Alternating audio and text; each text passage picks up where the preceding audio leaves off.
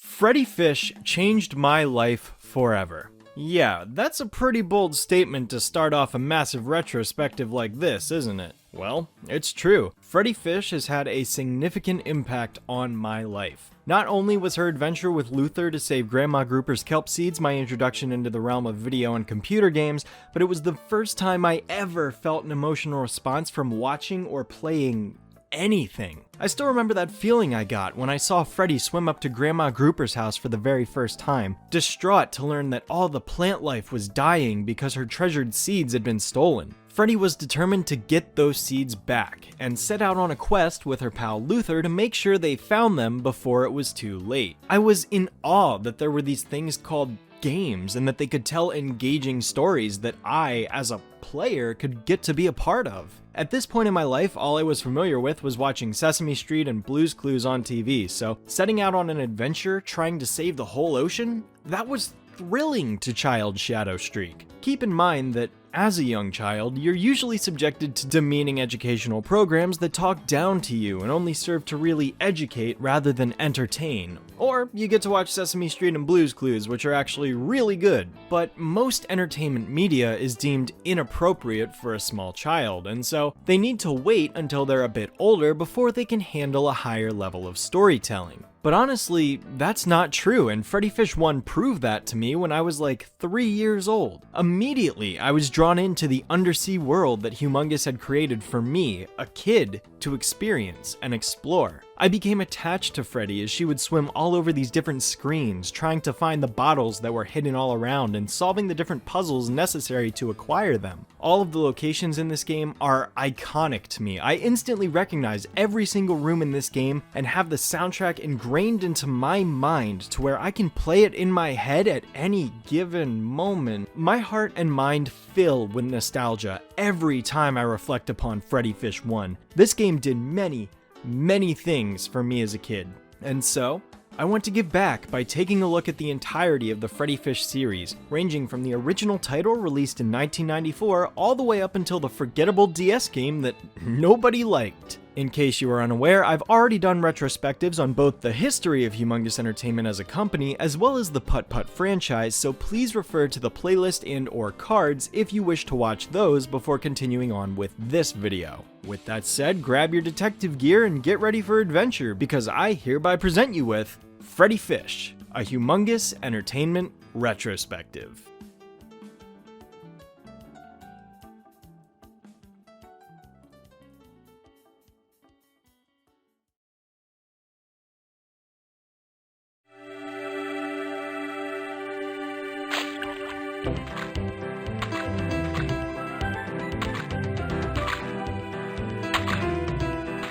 Thanks for getting the flowers, Sam. Sure thing, Freddi. They're wonderful. Gotta go, Sam. Bye, Freddi. Whoa!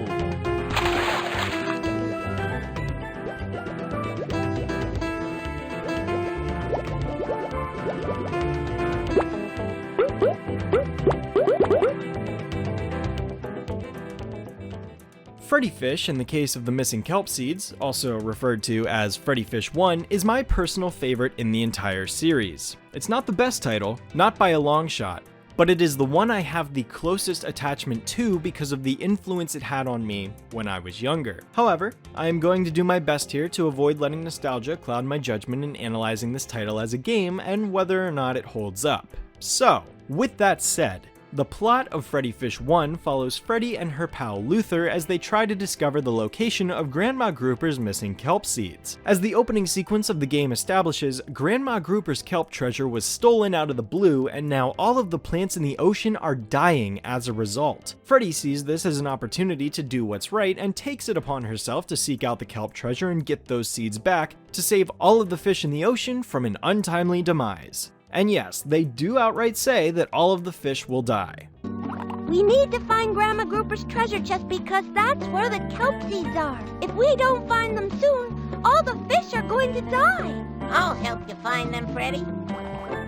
Truly, this game did not hold back on stressing the severity of this issue. After leaving Grandma Grouper's abode, Freddy runs into Luthor, who is trying to swim a loop-de-loop, and accidentally ends up bumping his head on a rock that had a hidden message in a bottle sitting on top of it. Inside the bottle, therein lies a clue, stating the location of another bottle that holds another clue that will help them find the location of the missing kelp seeds. How did the seeds get stolen? Well, that's explained in the following cutscene when these two sharks, Boss and Spongehead, come swimming by looking for the bottle that Spongehead had hidden in the area. Spongehead is kind of the dumb oaf of the two, while Boss is a more serious, down-to-business kind of guy. As it turns out, Spongehead was the one who stole the kelp treasure and hid it in a secure location for the time being until he could get Boss's assistance, I'm assuming, but considering he's a bit of a fool, he forgets where he put the treasure. Admittedly, he should have just been able to remember where the treasure was without going through the monotony of finding all these clues, but if he did that, we wouldn't have much of a game, so I'll give it a pass. It's somewhat justified by the fact that he's more of a forgetful oaf, so I can see why he would leave these bottles to retrace his steps, but then he'd have to remember the location of the first bottle anyway, so that point's kinda moot.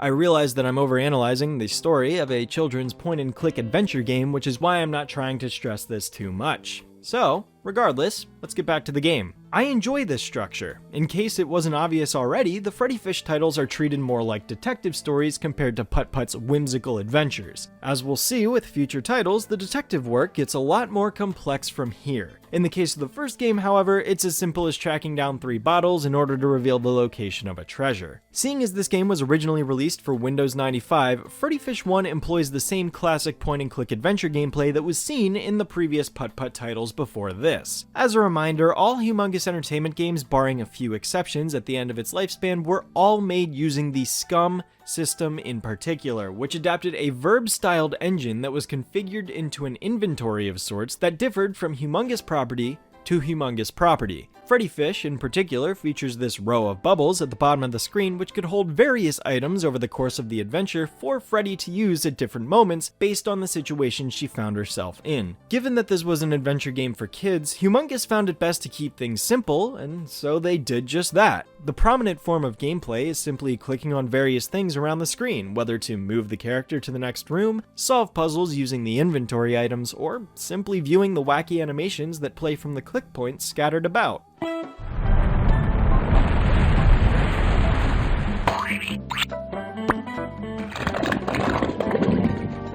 One nice advancement that Freddi Fish takes, though, is that right off the bat, the game encourages multiple playthroughs to a degree. It still suffers somewhat from a linearity problem, but it's more expansive than the Putt-Putt titles released before this. Here's a little more about what I mean. Most Humongous games incorporate more than one location for the items or objectives that are needed to achieve to beat the game, which, of course, gives the games a big replayability factor that prevent it from being a one-and-done sort of deal. Kelp Seeds is the first Humongous Entertainment game to ever introduce the concept of having multiple pathways that lead to the same end result. However, it's not as open as later titles would go on to allow. In the game, you are required to collect 3 messages in a bottle, with the third bottle always revealing that the treasure is located at the same end point. However, the order in which you need to collect the bottles is always set to be one at a time. The second bottle of the game will not spawn in until the first one is found, meaning you always need to go to the first clue you're given before you can get the second, and the second before the third, even if you already know where the third bottle is going to spawn based off of Ray's pose when you enter his room with the pearl. If Ray has his eyes closed when you first swim into his room and then he wakes up to pitch you the super duper buka puka poly gizmo, that means the third bottle will spawn in the king's castle. If he doesn't do that, it will be located in one of the 3 caves. So just going off of that information, you're able to automatically plan accordingly and get the items necessary for the third item while you're working on the first and second bottle. The locations of the bottles are predetermined at the start of the game, with the first either appearing near the volcano, the beach, or the old whale bones. Honestly, there's not much of a difference between the beach or old whale bones though, because they're just 2 screens apart from each other and don't require any additional puzzle solving between them to differentiate them, but I guess the littlest amount of variety helps in the long run, I suppose. The second bottle can then be found either at the deep canyon or in the junkyard, and the third is at the aforementioned caves or the king's castle. So while the game does succeed at having different bottles depending on the playthrough, it still forces you on a linear pathway. You can't choose which bottle you want to go for first, so the game still feels linear in that sense. Certainly, these bottles can be mixed and matched, so you can experience a total of 12 different possible playthroughs across the game, but I wish it was more open-ended with which order you could tackle said bottles. The problem with that is, though, that the idea wouldn't really work because each bottle tells you where the next one is located, so unfortunately there doesn't seem to be a way around this structure without omitting the bottles altogether, unless you were to just assume that the bottles could appear on the map to begin with and the player just happens to stumble upon the second and third one before they get the first one. I don't know how well that would fly, but that's just my suggestion. Speaking of locations like the junkyard and the 3 caves, I want to actually take a moment to point out that, ironically enough, I think this game is responsible for my fear of the ocean and all of the creatures that live within it. Like, don't get me wrong, I'm not scared of this game, I can play it at any time. It's just that characters like the junkyard dogfish, the anglerfish, and the deep canyon, and especially Eddie the eel, terrified me as a child. Look, Luthor, the 3 caves! Ah! No one gets past Eddie the eel. But we're looking for Grandma Grouper's kelp treasure. If we don't find it soon, all the fish are gonna die. Oh, I've heard that one before. Look, kids, why don't you just get out of here before I have to eat you? I remember for the longest time I couldn't figure out how to make Eddie the eel go away. His electrical shock combined with his menacing design, his ominous music, and threatening to eat Freddi and Luthor scared me to death as a child. I always hated going to the 3 caves because I could never figure out how to get around him. Until one day when my dad was watching me play and I told him I couldn't get past it. I remember running into the other room, scared to see what would happen as my dad gave Eddie the PB&J sandwich that Grandma Grouper gives you at the beginning of the game. And he called me back showing me that he was gone.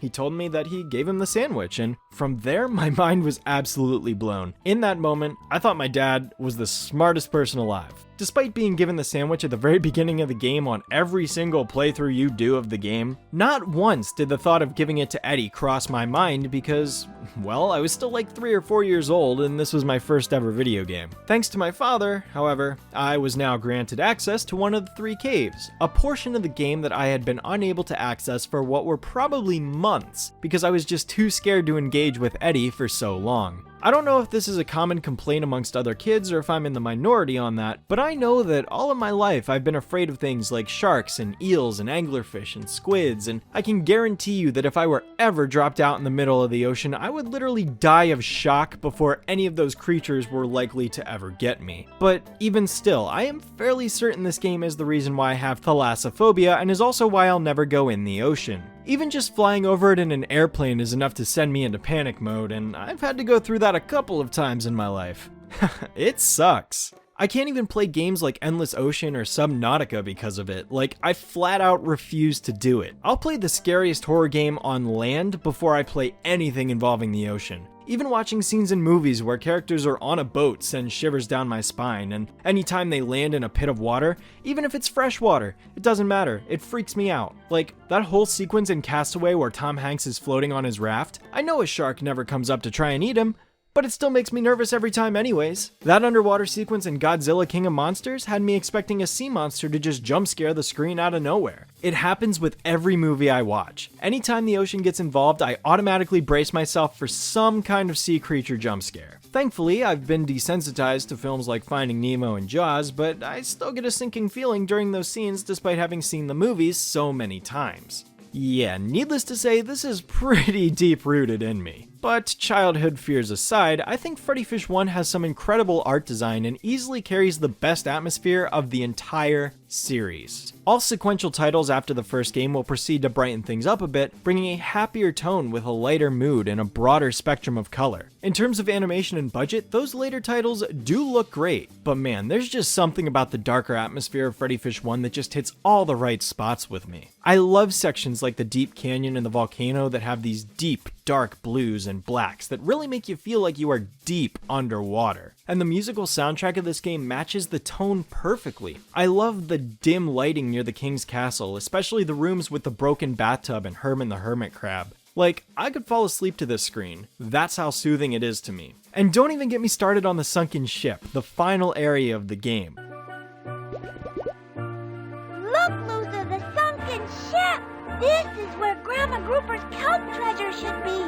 Aye, matey. That old shipwreck has held so many treasures over so many years. We're looking for Grandma Grouper's treasure. Good luck, mates.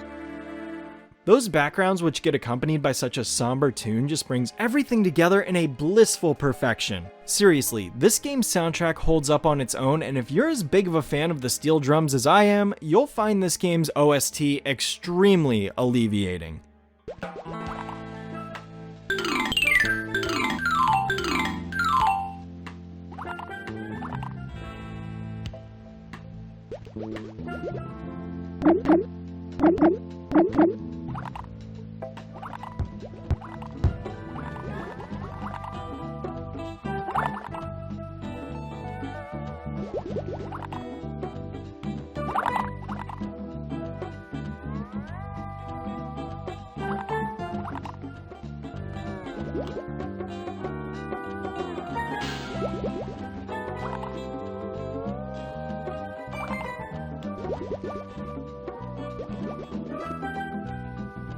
So many recognizable songs are present in this game, and they all take me back to a younger period of my life every time I hear them. George Sanger was the composer for this game, and let me just say that this is my favorite soundtrack he's ever done. For any game.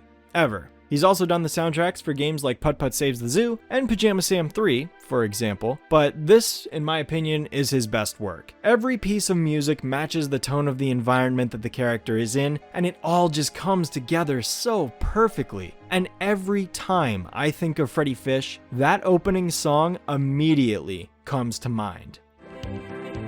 Hi, Jason. Want a flower? Sure. Wow.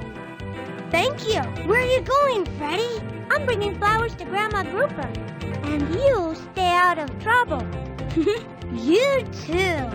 Bye. Bye. Legendary. As a brief side note, the opening cutscene actually has two different variants in case you didn't know. One of them features Freddy giving a flower to Snappy the turtle, who seems to be having a bad day, while the other has her swimming up to a purple fish named Jason that looks awfully familiar for some reason.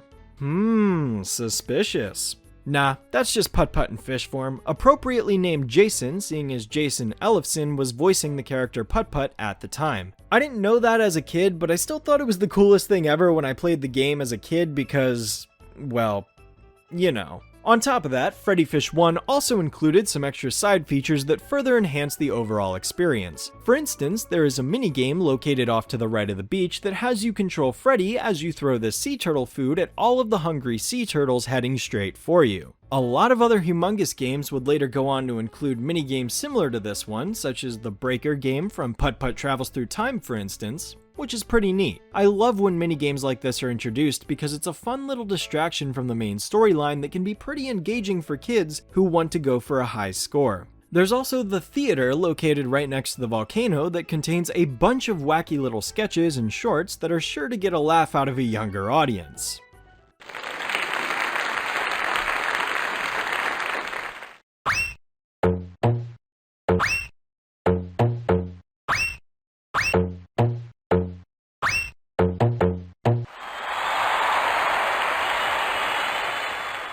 This theater would go on to set a standard for all future titles in the franchise, as we'll see when we get to Freddi Fish 2 and 3. The game also included this math section with Professor Starfish, which kind of implements a bit of that edutainment aspect into the game, although it's entirely optional, so if anything, kids can completely skip past this if they so choose.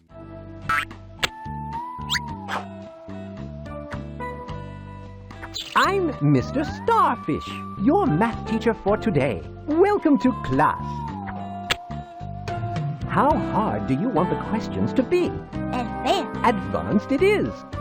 I think it's useful for the kids that want to test their mathematical capabilities and help them learn addition and subtraction, but I'm grateful that it doesn't wall off progression of the story behind this because that could be a little intrusive, especially when Humongous's mindset was to focus on play rather than hard learning.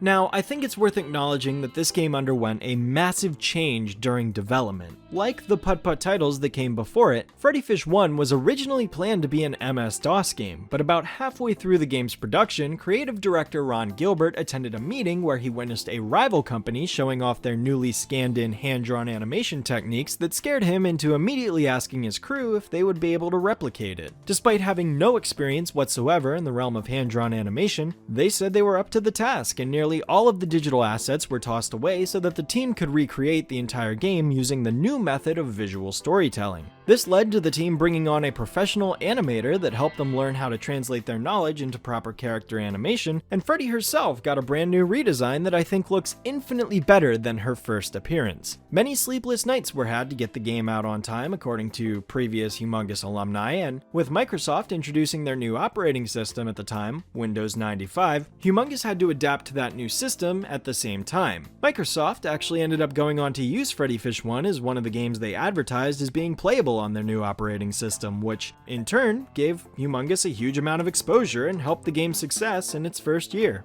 Freddi Fish 1 was critically acclaimed and beloved by children everywhere. If anything, this was the game that got eyes on the company whose previous titles, while successful, weren't as groundbreaking as Freddi Fish 1 had become. It truly is an inspiring story to say the least, and comparing these earlier screenshots of what Freddi used to be like compared to the final version that we got, it's pretty safe to say that this sudden shift in animation was a major benefit to the character in the long term. Freddi Fish 1 is not without its faults, however, as there are certain shots where the characters appear to go off model slightly or have strange facial expressions, but given that this was their first ever attempt at doing something like this, it's a totally passable flaw that anybody would be prone to having on their first go-around. I honestly never even noticed it until I was older anyways, so ultimately this had very little impact on me as a kid when I would play this game all the time. Even still, you can tell this game was made by a team of passionate designers and programmers and creatives who all put their hearts into making a quality point-and-click adventure game. And they succeeded tenfold,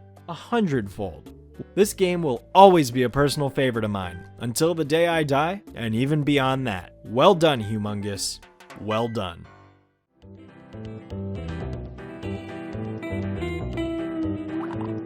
Hi! Kelp! You found the kelp, a marvelous kelp.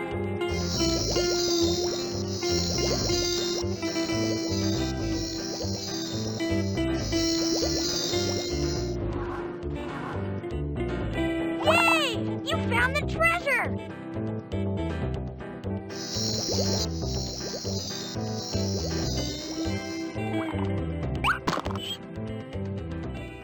Freddi, you found the treasure!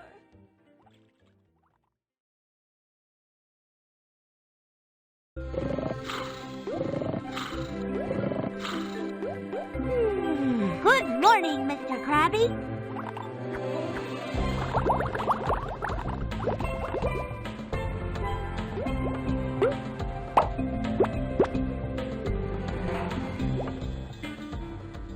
Considering the wild success that Freddi Fish 1 had brought to the company, it only made sense to create a sequel for the deep-sea detective that would expand on the characters and lore while continuing to push new boundaries. I mean, there was an entire ocean to explore with all sorts of settings to choose from. And so what did Humongous decide to do as a follow-up to the case of the missing kelp seeds? They sent Freddi and Luthor to school. That's disappointing. Alright, I mean no offense when I say this, but as a sequel to the first game, Freddi Fish 2 really scales things back a lot, and of all things, having the fish go to school is just kinda lame, especially when it doesn't really capitalize on the concept of a group of fish being called to school, but you know. The nice thing about Putt-Putt Travels Through Time is that while, yes, Putt-Putt is going to school that day, the entire game completely avoids ever taking you there and instead sends you on this incredible journey to all of these different time periods. Freddi Fish 2, on the other hand, actually takes you to school, and while that doesn't make the game terrible, it's kinda lame because it just feels like it's leaning in a bit too much into the learning side of things rather than the actual adventure. Of course, I'm well aware of the target demographic of these games, but when the first title in the series established this grand epic adventure to rescue the whole ocean, this is a pretty big letdown. And I thought this even as a kid. This entry in particular is my least favorite of the entire franchise. I just don't like how it takes several steps backwards compared to the first game, and I don't know, maybe there were some guidelines that had to be followed in the sequel because the first was too dark with its references to the fish dying of some sort. I'm not sure, but allow me to set the scene to better illustrate these comparisons for you. The game begins with Freddi and Luthor getting ready to go to school. Turns out it's show and tell that day, meaning that all of the students get to bring in a personal belonging of theirs and share why they love it so much with the rest of the class. Luthor, in particular, is bringing in his Codfish Commando action figure, which he's really into at the moment. Unfortunately, when the pair arrives that day, they've come to find out that a ghost has stolen all of the other kids' toys, so Freddi and Luthor agree to team up and get those toys back by getting to the bottom of things. After chasing the ghost down the hallway and into the school's basement, a piece of cloth gets torn off of it as it tries to escape, which results in Freddi realizing that it's not a real ghost, it's just a costume. Thus, she devises up a plan in order to catch it, and from there the game establishes the objectives that the player needs to complete. One thing that I appreciate the most about Freddi Fish 2 is that, along with Pajama Sam 1, which was released a month before this game, it finally gives the player the freedom to go after any item they want in any order they want. No more linear messages in a bottle, and no more games with only one pathway. Humongous titles were finally at this point where replayability is at its peak, and this would continue on into most but not all of the sequels to come. Freddi Fish 2 in particular has a set of 8 different items that you can collect, but only 5 of them are chosen for a given playthrough. The rope, the diver's helmet, the trident, the pulley, the life preserver, the cork, the wheel, and the mock stop Mibblebach Whopper Bopper. Yeah, try saying that 5 times fast. The other 3 items that are not chosen are just a part of the school's basement by default. Inherently, this means that you could have a total of 56 possible combinations of items that you need to collect. Of course, these items do not overlap with each other in terms of solving them, but in terms of experiencing each possible playthrough of the game, yeah, you need to play it 56 times at least, assuming that you don't get any repeat combos. That qualifier is important, however. All of these puzzles are independent from one another, so really there are just 8 items to acquire that happen to be grouped in a possible 56 combinations. Most of the puzzles are also relatively simple and straightforward, as most can be solved in 1 or 2 at most steps. For instance, the diver's helmet, wheel, and rope can all be acquired super easily by just getting the scissors, wrench, and knot tying book all in the schoolhouse at the very beginning of the game, and then traveling down the left path of the main hub and using all 3 items in the 3 adjacent rooms. At the very least, the rope has an extra step that requires you to undo the knot, but really it just feels like 3 of these items are kinda redundant because they all follow the same procedure to complete. This structure definitely took some steps forward in giving the player the freedom of choice to tackle any objective they want, but it seems that the quality and complexity of the puzzles took a bit of a nosedive as a result, especially compared to Pajama Sam 1, which, as I mentioned, came out at roughly the same time.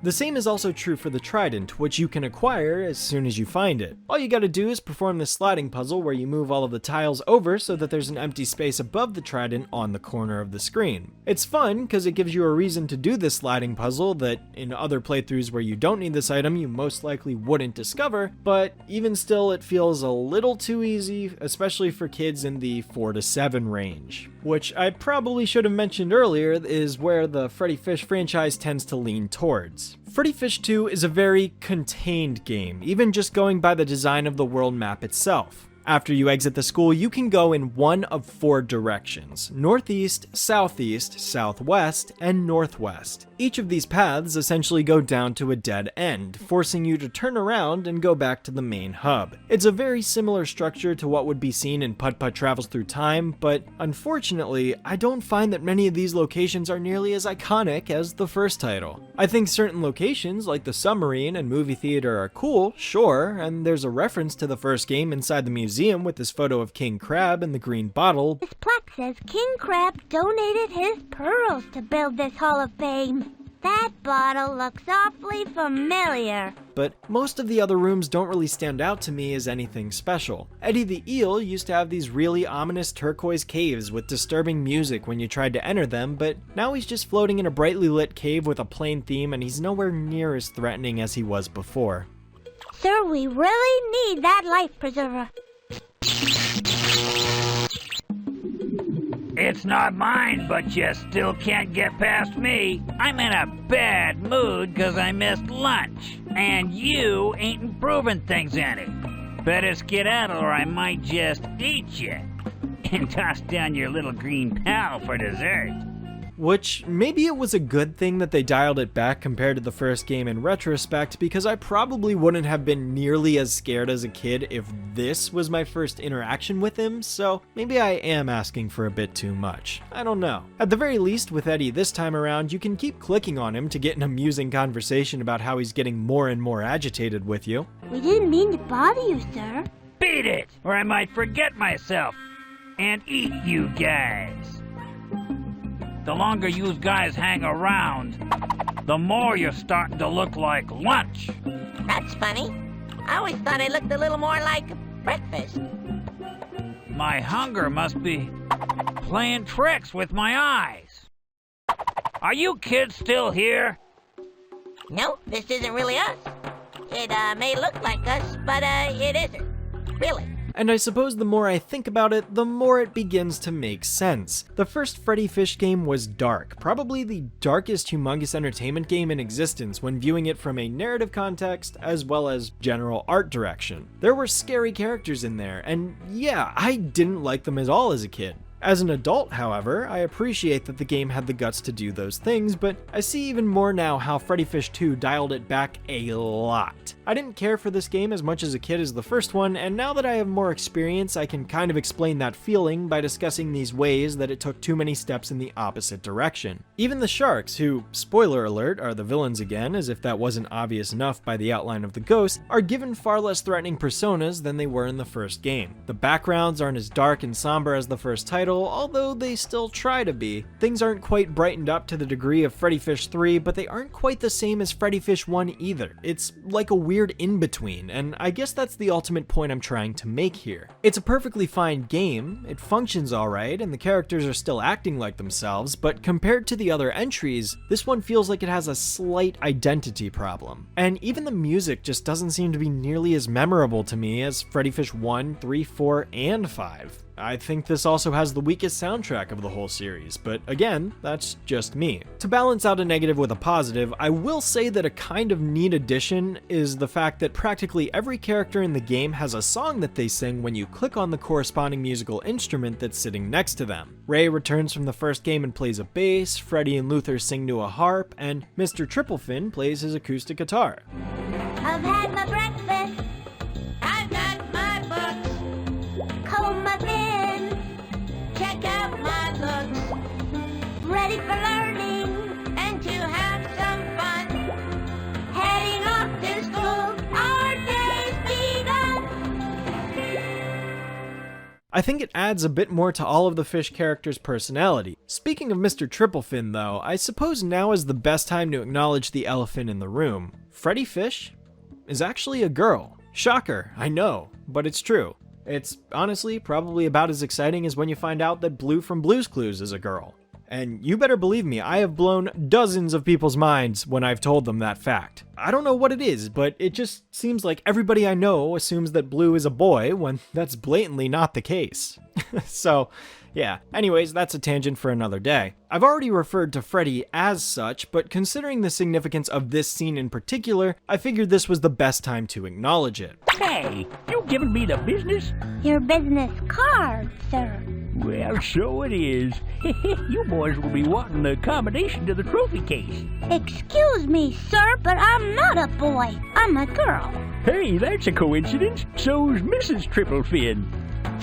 Freddi Fish as a character was originally inspired by a short little comic that Brad Carlton included in his resume of a character named Fred Fish. Brad later worked with Ron Gilbert to turn this character into Freddi Fish with a Y, and after Tammy Borowick came onto the project, she made the creative decision to change the spelling of Freddy's name to an I instead of a Y and made her a girl. She made this decision because she wanted to upend the very persistent feeling in the game industry at the time that girls would play boy characters but boys would not play girl characters, and let me just say that as a young boy at that time, I didn't realize that Freddy was a girl until this very scene in Freddi Fish 2. I was one of those kids that just assumed Freddy was a boy because that's what I was used to. So to see this scene for the first time as probably a 4 or 5-year-old kid, this was eye-opening to me. Being male, I was used to identifying with most if not all protagonists because in the industry they were predominantly male characters. I didn't get Freddi Fish 2 probably until 2002, so for several years or so, I had no idea that Freddy was female. I'll admit, I was taken aback at first. It certainly changed the way I perceived the character for a brief period of time, but within a short time frame I got over myself and went right back to enjoying the game just as I had done before I knew this fact. There was always this stigma of girls being allowed to like boy stuff, but boys not being allowed to like girl stuff, and that made it very difficult for me to ever admit I liked things like Freddi Fish or the Powerpuff Girls to other kids my age, and even adults for that matter. It just felt like I wasn't allowed to like that stuff, and there was this societal pressure beating down on me that made me keep it a secret. But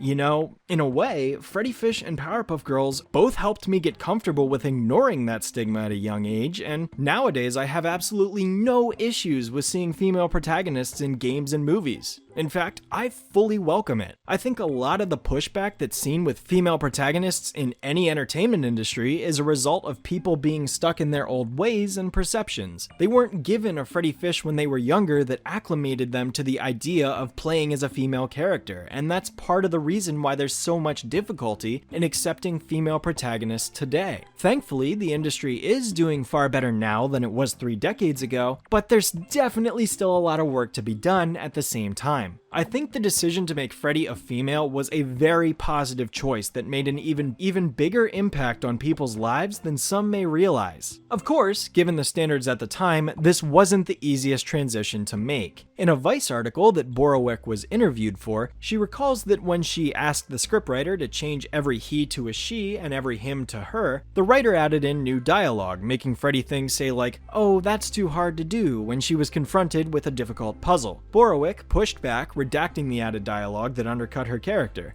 That was normal for the time, she said. If you're going to change somebody to a girl, she suddenly becomes weak and feeble. She also wrote a line in Freddi Fish 2 where Freddy explicitly clarifies, "I am a girl." Thankfully, the end result yielded a positive outcome as Borowick describes her playtesting experience with several of the kids that ended up playing the game early. The little girls pepped up. They suddenly got really excited, happy, and smiley, Borowick told me. It took the boys a beat, they had to get their wits back, but it wasn't like they took their hand off the mouse and said, "Never mind." For these boys, it wasn't a big deal. For the girls, it was. And considering the wild success of Freddi Fish, it just goes to show that games with a female protagonist could be successful back then, and they can be successful now. It's almost like stigmas are stupid, and people just want to play a good video game or something.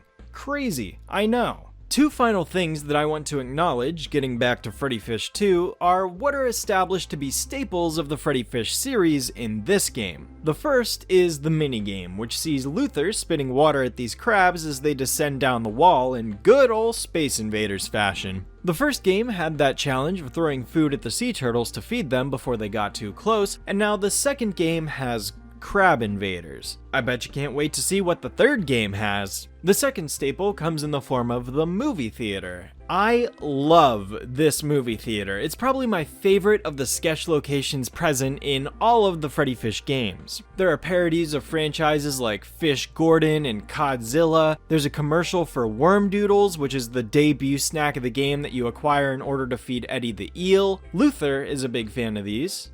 You gotta have them. Worm doodles. Squishy, squashy worm doodle in all your favorite flavors. Original, chocolate, sea cucumber, lemon, orange, red, and new fat-free. Grab them, because you gotta have them.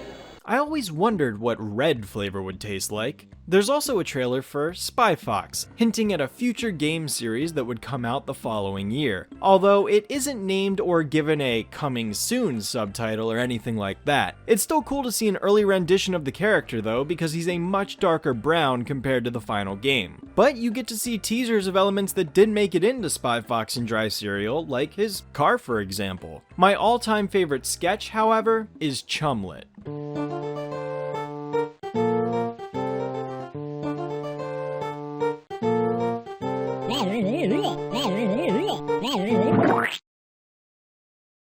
It's so stupid, but I love it. The comedic timing is perfect, and despite it being one simple gag, it's just so dumb that it cracks me up every single time. The final payoff to this game is nice because you get to see the Rube Goldberg machine you've built in action, and depending on which items you collected throughout the game, it actually shows you the corresponding scenes of the characters setting them up, which is a nice attention to detail. It's really brief, a couple seconds at most, but that subtle attention to detail is much appreciated by me. The game of course ends with you catching the sharks, getting back the toys, teaching them a lesson on how stealing is wrong, and then Luthor hands over his toy to the sharks so that the Squid Father doesn't feel left out. After all, the entire motivation of the sharks in this game is simply that the Squid Father never had a toy before, so now he wants to steal the toys from the school so that he can have them. Yeah, see what I mean by the stakes being lowered? In the first game, this guy wanted control of the entire ocean's kelp seed supply, which created an ocean-wide crisis that could cause everybody to starve. In the second game, he just wants toys to play with. I don't see why he couldn't just go buy some, but hey, then we wouldn't have a game, I guess. Ultimately, Freddi Fish 2 is not a bad title, and I want to make that clear. It's got a few things going for it, like the freedom of choice and structure, but in terms of the story, presentation, and atmosphere, it's my least favorite in the entire series by a country mile. I get wanting to make the game more kid-friendly, but I think that Freddi Fish 3, 4, and 5 all succeed at doing that better, without straying too far away from telling a serious story. The stakes are at their lowest in this game, and as a result, I don't get very invested in it. Still though, I'm glad this game even exists at all, because without it, we wouldn't have gotten the next game in the franchise. Look what we You found the guppy's toys! Hip hip hooray! We solved the mystery, Mrs. Croker! There wasn't really a ghost haunting the school. It was just those sharks pretending to be a ghost. Congratulations! You saved the school!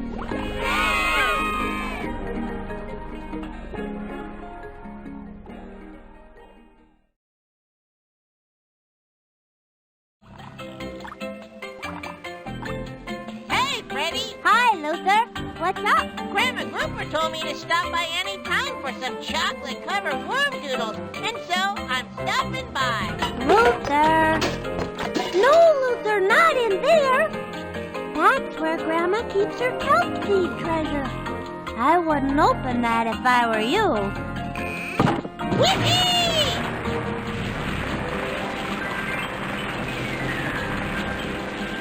Uh-oh. Sorry, Freddy. Luthor, we better go get back all of Grandma Grouper's kelp seeds, and fast. Okay, Freddy. Full speed ahead! Now, as with Putt Putt, Freddi Fish also received her fair share of Junior Arcade spin-off titles in the form of Freddi Fish and Luthor's Maze Madness and Freddi Fish and Luthor's Water Worries just 2 months after the release of Freddi Fish 2. Maze Madness takes place on a day when Luthor decides to head on over to Grandma Grouper's for some chocolate-covered worm doodles, but he gets into her kelp treasure and ends up sending the seeds scattered across the entire ocean. Unfortunately though, this time there's no mystery to solve. Instead, you're simply put in control of Freddy, who has to navigate these different mazes in order to acquire all of the seeds. There are different obstacles and power-ups to collect along the way, as to be expected with a junior arcade title, although unlike the putt-putt games, this one seems to be more original as it likely takes inspiration from Pac-Man, but between the different maze layouts, power-ups, bonus rooms, and traversing between multiple different rooms in a given stage, it does some things differently to set itself apart. Of course, this could also be based upon a different classic arcade game that I'm just not familiar with, so who knows, I could be and probably am entirely wrong on this.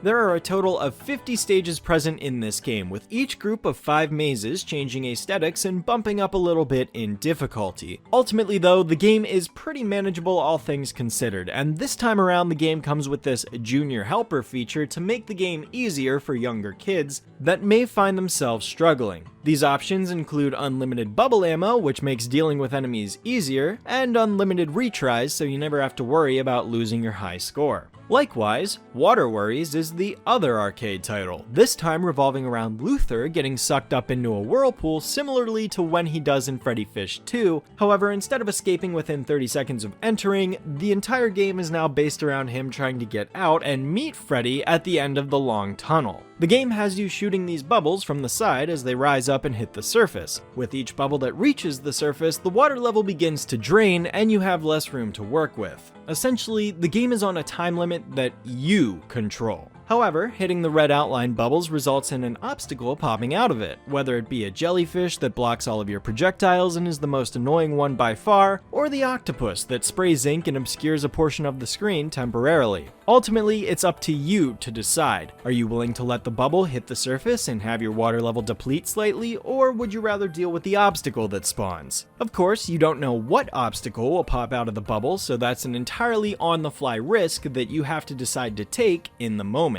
The cool thing about Water Worries in particular is that it supports a never-ending melee mode that lets you just play for the highest score you can get, and a 2-player mode so Freddy can also join in on the action as well. Both of these games function properly, although I think Water Worries might be a bit too challenging for younger players given how chaotic some of the later levels can get, but thankfully the Junior Helper feature is available again, so there's that consolation at least. I will say, one strange fact about Maze Madness is that embedded deep within the game's code is a hidden variation of the Squoosh minigame that would be later seen in Putt Putt Travels Through Time, containing 4 JPEGs of the Seattle Supersonics logo, Luthor getting bit by the dogfish in Freddi Fish 1, the hidden cotton candy scene from Putt Putt Saves the Zoo, and lastly an image of the staff members at the time. What these are doing in here, I have no idea. It's awfully strange to say the least, but it probably existed as a prototype that might have accidentally been left in this game's final build. Either way, both titles are perfectly serviceable arcade games once again, and I think they're a nice spin-off from the main series. Would I go back and play them? No, but they're fine enough games. Hi, Freddy. Luthor! I'm so happy to see you. I'm happy to see you too, Freddy, but you don't have to get so mushy about it. Are you all right? Well, I am kind of hungry. You're in luck. There's still time to head back into the caves for our picnic. Back? Into the caves? I think I just lost my appetite.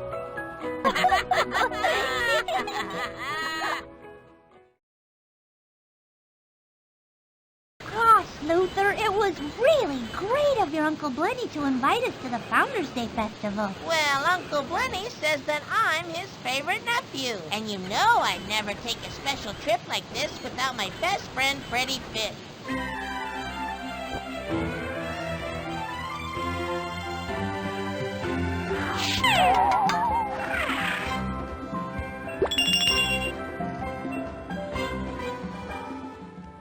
Alright, Freddi Fish 3 knows what's up. Honestly, talk about a turnaround. After the somewhat disappointing presentation of Freddi Fish 2, Freddi Fish 3 decided to throw its fins up in the air and say, you know what? Change everything. New setting, new theme, new characters, new challenges, and a brand new case just waiting to be solved. This time around, Freddy and her pal Luthor have been invited to take a vacation where they plan to attend the annual Founders Day Festival hosted by Luthor's uncle and keeper of the Conch, Blenny. Things seem all well and good at first as the two are excited for the festivities, until they arrive to find that Luthor's uncle has been thrown in jail. Thus, the exalted conch shell is gone missing, and as keeper of the conch, Briny is the prime suspect to blame. Of course, he's not actually the criminal responsible for committing such a heinous act. Thus, it's up to Freddi and Luthor to track down the culprit and free Briny from prison before the Founders' Day festival is missed altogether. So, aside from trying to prove a character's innocence rather than find a treasure or catch a ghost, what sets Freddi Fish 3 apart from the other two titles? Well, for starters, let's work with the setting. As I mentioned in Freddi Fish 2, that game's setting didn't really have much of an idea of what it wanted to be. It somewhat mimicked the first game's darker atmosphere and color scheme, but everything became a bit too colorful to where it mitigated the effect of the tone, and that just felt lacking on all fronts. There were random set pieces that didn't really seem to go well together. It felt like it was a bunch of small ideas held together by duct tape, essentially. Freddi Fish 3, on the other hand, decided to try something entirely new, and the end result, I feel, ultimately paid off. This time around, Freddi Fish and Luthor find themselves in a more tropical region rather than deep underneath the ocean. There are islands all around and Hawaiian vibes galore. In the very first screen of the game, the characters wear leis as they see Sam just reclining in his chair. There's a tourist at one point wearing a Hawaiian shirt and just checking out the scenery. This time around, you actually get to swim into a volcano. There's also the festival going on, the waterfall area, the fact that you at one point get to go above the water and check out the island from the surface when you attempt to help Magenta fix her sailboat. There's all sorts of different things going on here, and it really comes together. It's got a lot to set itself apart from the deep sea trenches of the first game and kind of the second. And then of course the color choices accurately match that too. Lots of brighter, saturated blues fill the ocean backgrounds while the sand is a much more vibrant golden brown. All of the new characters introduced are lively and recognizable, with each representing a different species of undersea creature. As Briny establishes at the very beginning of the game, there are 6 primary suspects other than himself that could be found guilty of stealing the conch shell. Pierre the needlefish, Gil Barker the shark, Nadine the narwhal, Rosie Pearl the squid, Claw the lobster, and Horst the seahorse. Each of these characters have a distinct personality, character design, voice, and role to play that makes them all solid characters in their own right. Unfortunately though, other than Briny, Sam, and Magenta, these are the only characters in the whole game that you ever end up running into. Despite the game showing other fish and creatures present in various cutscenes, they never really show up in rooms during the main adventure, and while it doesn't make the game necessarily feel empty, it at least comes across as though there are less creatures attending the festival than what the end of the game portrays. That's kinda true of all previous entries though, so it's a very minor observation I can't complain too much about here, but I will say, on the whole, Freddi Fish 3 in terms of map size feels smaller, and I think that's because a lot of locations like the Twisty Tumble Tubes and Gil Barker's Carnival and the volcano have multiple screens dedicated to a very small area, whereas Freddi Fish 1, it felt like you were going a great distance with every screen you traveled to. Regardless, I like all of these new characters that you get to interact with. Considering that this game takes place somewhere else in the world, completely separated from where Freddi and Luthor live in the first 2 games, it makes sense that we don't see any of the former characters like Eddie, the Sharks, or Ray. This was an excuse to get away from that and try something entirely new. I think all 6 of these characters bring something to the table, with the exception of Rosie Pearl, who doesn't get to play much of a role in any of the puzzles involved. She is the host of the theater and all, but the other 5 characters actually do something in one or more of the puzzles, whereas Rosie, sadly, is entirely optional. As a kid, I always liked Claw for some reason because he looked cool, but in retrospect, he's actually a pretty pathetic character given his high-pitched puberty voice while trying to be a wannabe bully. What do you 2 want? Excuse me, but I was wondering if we could borrow that flashlight to find the golden pipes. If it's in the clubhouse, it must be the clubhouse flashlight. And maybe you didn't notice, but this is the Bullies Club, and I just happen to be the president.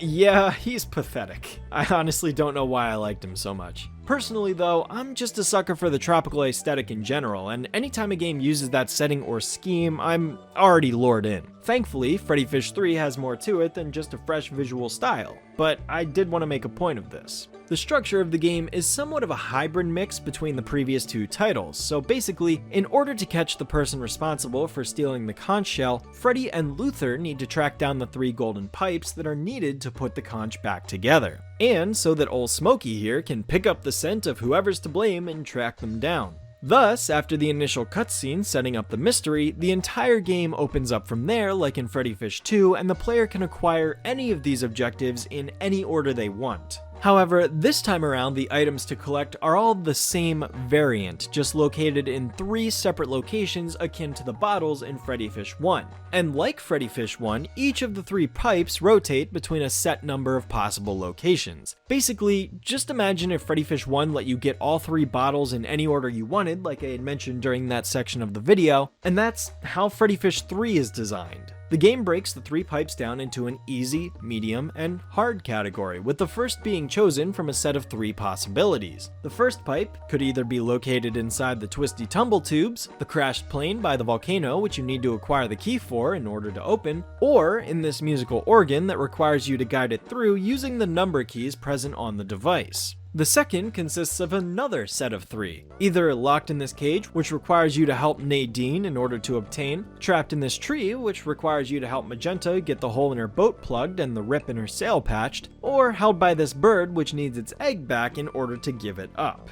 Then, last but not least, there's the hard difficulty, which is decided between either this clam holding it hostage, which can be opened using a Shim Sham Jiminy Jam Clapper Gapper, once again continuing another trend of the Freddi Fish franchise of having a handheld device with gloves that has an over-the-top name. Sadly, however, this is also the final time an item like this will make an appearance. Unfortunately, the remaining games in the series, Freddi Fish 4 and 5, have no such item. The Shim Sham Jiminy Jam Clapper Gapper is given to you by Horst, who doesn't speak English because he's a tourist from a foreign sea. Thus, you need to get the translation book in order to communicate with him, which can be obtained by trading Sam, who returns from the first game, an orange sea urchin. The only time in the whole series that a different colored urchin makes an appearance. In order to get this urchin, you first need to find the owner's wallet, buy the crashed plane, and return it to them. Yeah, if there's one thing I appreciate Freddi Fish 3 for doing, it's upping the difficulty a little bit here, because that pipe in particular requires the most steps out of any in the whole game, and it makes the puzzles way more complex. Compared to Freddi Fish 2's simplicity, this is definitely improvement that I welcome, and I think balancing the game by having one easy, one medium, and one hard tier challenge keeps everything in check and reasonable for a child that's playing the game. The other pipe can be gotten simply by collecting the 4 purple sea urchins that are scattered around the map and giving them to Gil Barker, who grants you access to the traditional minigame featured in the game, this time with a take on Puyo Puyo of all things. It's pretty easy though, just beat the first level and Gil gives you the mirror, which you then have to take to Claw in order to scare him into giving you the flashlight. What the? Why? You what? Huh? Yoinks! They brought reinforcements! After that, you return to the carnival area and can go into the dark cave, where you shine the flashlight in order to find the 3rd pipe. Less steps than the wallet quest, but it still has you traversing all over the map in order to obtain the pipe.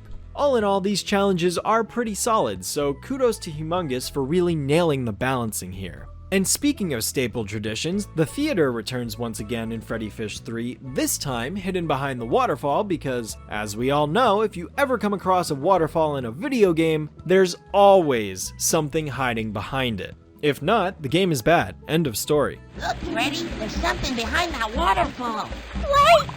Luthor!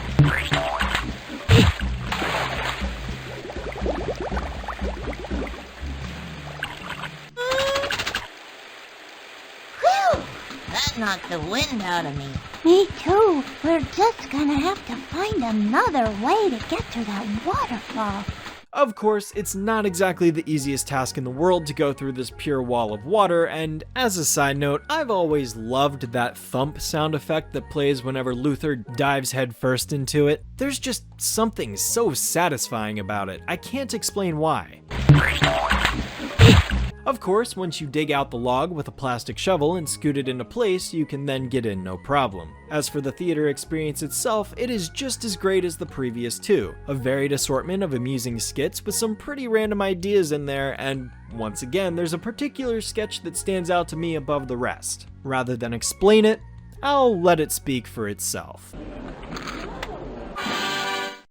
Bebop Spidoo.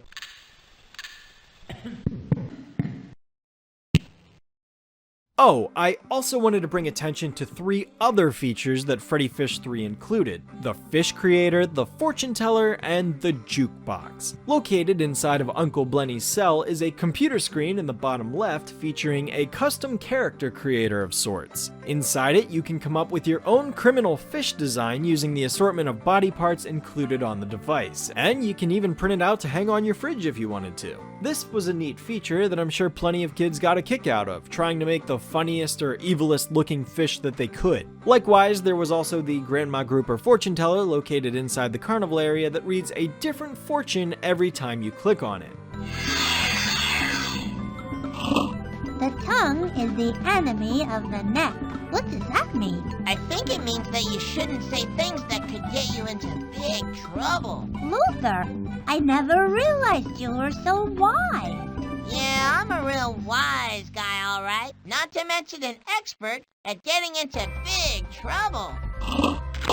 I don't know how many in particular exist within the game, but there is a huge variety of different fortunes that can be revealed here. I doubt I even sat and heard them all during my playthrough. Oh, and look, there's references to other Humongous properties inside that Jack-in-the-Box as well. How about that? Last up is the jukebox I mentioned. Unlike Freddi Fish 2, which had each character sing a song, this time there's the jukebox, located outside the tumble tubes that has 5 unique pieces of music to choose from, each with their own style and characters to go along with it. Under the water is the place for me. Under the water in the deep blue sea. Swimming round with my fishy friend. It's where the fun is never ends.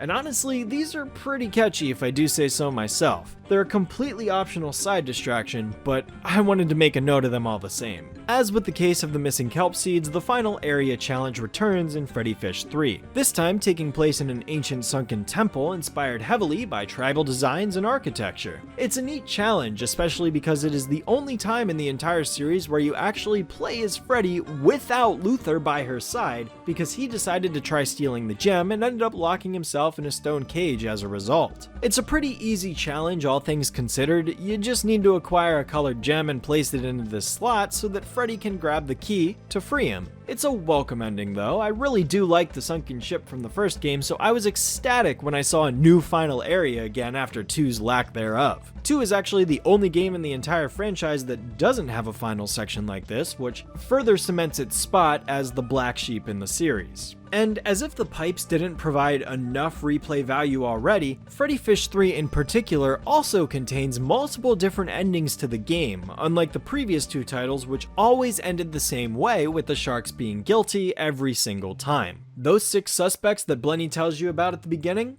Yeah, turns out that any one of those characters could be guilty on a particular playthrough, meaning there are a total of 6 different endings that you can witness in the game. Of course, I don't want to make it sound greater than it is because the endings follow the same structure every single time. It's just a different character depending on what item Freddi pulls out of the bag that she found when Luthor was released. What I do like, however, is how each character was given a different justification for committing the crime. Nadine stole it because she knocked it over and didn't want to fess up to admitting she caused the pipes to fall out. Pierre wanted the conch for a new fashion line. Claw was pressured into taking it by some tougher bullies, and so on and so forth. It's nothing major, and there's no way to influence the culprit as far as I can tell because it's completely independent of where the pipes spawn during a particular playthrough, but it's still cool that Humongous managed to include something like this nonetheless. If you click on these characters during the main playthrough, you can sometimes get lines of dialogue placing the blame on other characters that they claim they saw near the conch, but as far as I can tell, this doesn't actually confirm who the culprit is because I've had runs where one character would be named and another would be found guilty altogether. It's no big deal, but what I love most of all about these multiple endings is the penal codes that are given right before the ending credits of the game. For violating Penal Code 121, Nadine was convicted in what came to be known as the Narwhal Gate cover-up. As punishment, she was sentenced to many long hours of public service teaching fish how to brush and floss. Case closed. Claw was convicted of violating Penal Code 119 for having a really bad attitude. As punishment, he was sentenced to take remedial classes in ballet for bullies, and has to wear a tutu and little pink dance slippers to school for a whole year.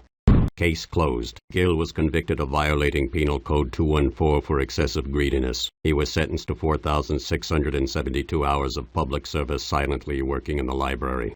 Case closed. Because he stole the great conch for his granny, Horst was convicted on a 525 granny larceny. As punishment, Horst was sentenced to write a new foreign language phrase book that wasn't nearly as silly as the one he had on this trip. Case closed. Pierre was convicted of breaking Penal Code 919 for only thinking of himself. As punishment, Pierre was sentenced to 4,284 hours of public service, sewing hand puppets for underprivileged humpback whales. Case closed. Rosie was convicted of violating Penal Code 682 for wrongful conch napping. She was sentenced to 4,231 hours of public service helping humor-impaired fish to be funny. Case closed. I really love all of these, and the creative yet silly punishments that the Humongous devs came up with for each of them are very amusing. But that's Freddi Fish 3 for you. Personally, I really like it. It's got a lot going for it and distinguishes itself from what came before. It proves to me that Freddi Fish wasn't just a one-trick pony either and still had plenty of untapped potential just waiting to be seen. So, where did that untapped potential take the franchise next? Why, only the most logical place, of course, the Wild West. The Wild West. Guess we'll see what that's all about coming up soon. Uncle Blenny, we're sorry we blamed you. That's okay. I'm still the grand exalted keeper of the conch, thanks to Freddi and Luthor. Oh, and old Soggy. Gosh, what can I ever do to thank you? Just do your duty, O grand exalted keeper of the conch.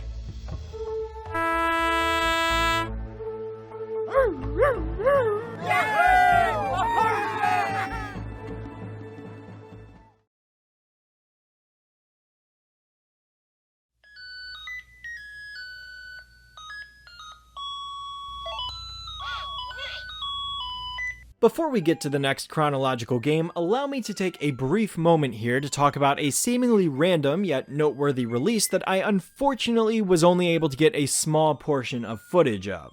Freddi Fish Jellyfish Jamboree. This wasn't your ordinary computer software release that Humongous specialized in, rather it was a handheld LCD device that allowed you to play the turtle feeding minigame from Freddi Fish 1 on the go. Yep, just pop 2 AA batteries into the back of this thing and you're all set. Yeah, maybe I'm hyping it up more than it is. It's nothing special, really. At least I don't think so. Although the thought of owning a physical piece of Humongous media does sound cool, but alas, this is just a simplified version of the full game you can play in Freddi Fish 1, and I personally was never a fan of LCD games like this, but even still, I suppose it would be cool to have one of these. I don't know that I'm ever gonna go seeking one out, but I figured it was worth taking a brief moment aside to acknowledge its existence because technically it is a Freddi Fish game, just not a standard one that most people would even realize exists. Anyways, with that out of the way, on with the next game.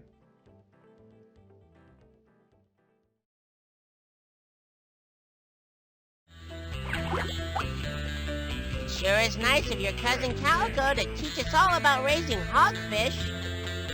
She'll be glad for the help. It's hard to run a big ranch all by yourself. Will we get to wear 10-gallon hats? I think a 5-gallon hat is more your size. Come on, let's go. I'm at least 7 gallons, Freddi. 6.5 minimum.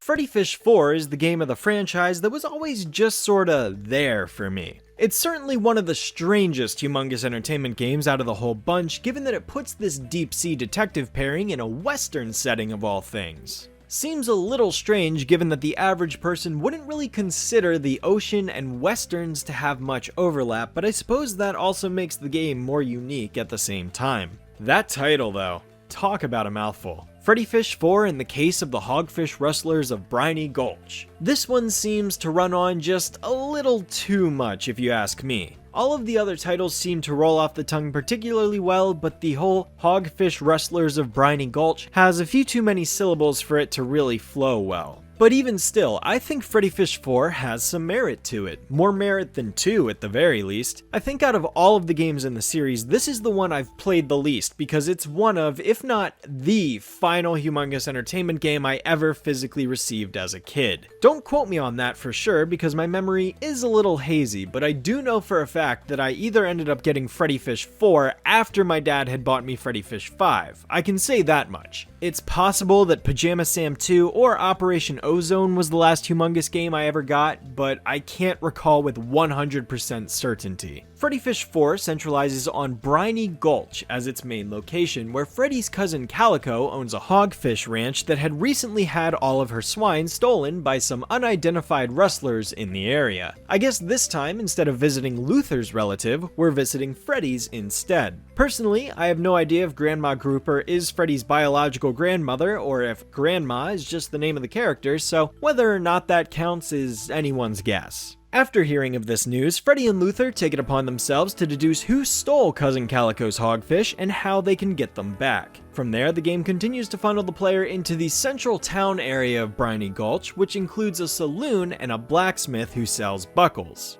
Does he sell anything else? Nope. Just buckles!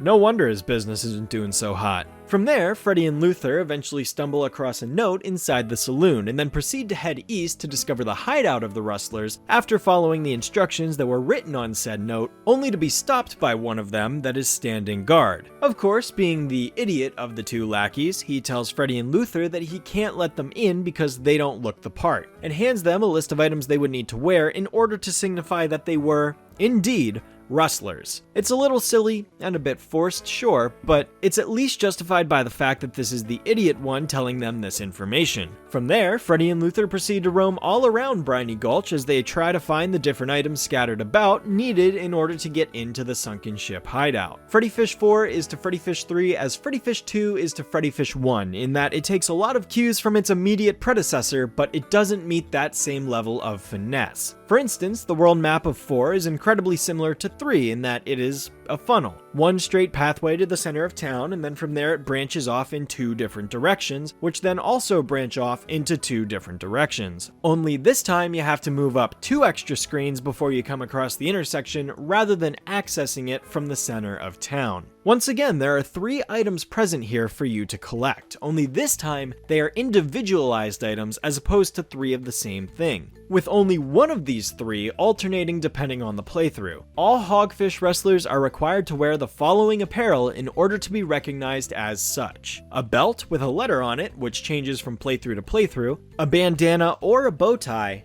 and a colored 10-gallon hat. The hat and the neck accessory have 2 different puzzles in the game, but unfortunately the belt you acquire in the same manner every single time. Okay, technically the letter on the belt can spawn in one of 2 locations, so that's kind of different, but I still hardly count it because you do the same thing to obtain it, you just go to a different room depending on which letter it is. I suppose this cave that's being guarded by this small pufferfish does have 1 extra step to it, but that only occurs in one of the 2 possible paths. Do you think you could let us by? Sorry, can't. Why is that? I think I'm stuck.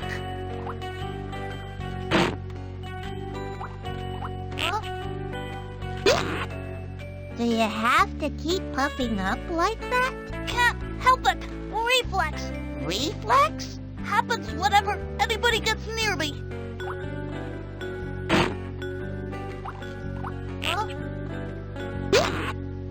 Do you think you could move out of the hole while you're still small? Move? No way! Too scared.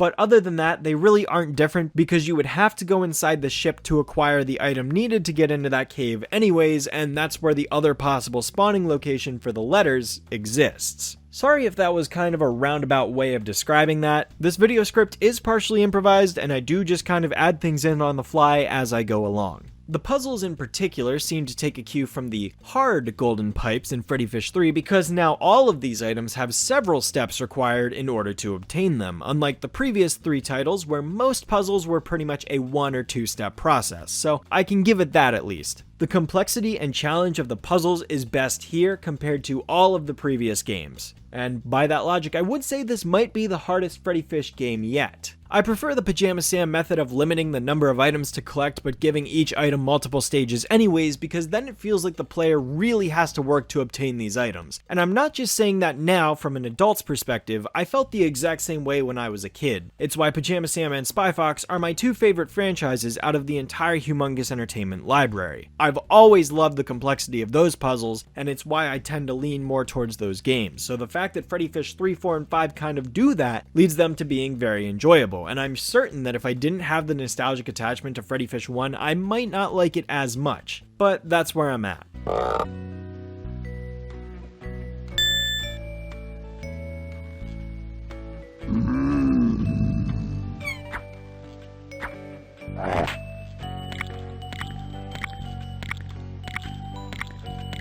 That ought to keep that shark busy for a while.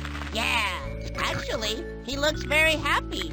All in all, I think it's far more satisfying and gives you a better sense of progression when you are asked to work a bit harder for something rather than just obtain it in 1 or 2 steps. Sure, it could take some time for the kid to figure it out, but it will be all the more fulfilling when they finally do get that item. Plus, this mindset encourages the player to constantly be searching all over the world, going back and forth, really immersing themselves and paying attention to the environment, observing things that they may not be able to completely accomplish on their first go-around, like for example the sunken ship that you can't swim into until you acquire the crank to raise the water level. You can clearly see that this is an area you might be able to go to, but you aren't entirely sure how to get the water down from the sail until you swim to the other side and see that there's this hole where you can put a crank in and then proceed to release the sail. That kind of environmental observation really adds to the puzzle-solving elements of Freddi Fish 4, and that sort of progression is very satisfying once you complete it, which is why I appreciate Freddi Fish 4 for maximizing that aspect of its design. I think it even does that particular thing better than Freddi Fish 1, 2, and 3, especially the concept of having it so that the player is the one responsible for granting themselves access to a new area. If a kid were to swim up to this room and see, hey, I really want to get into this ship,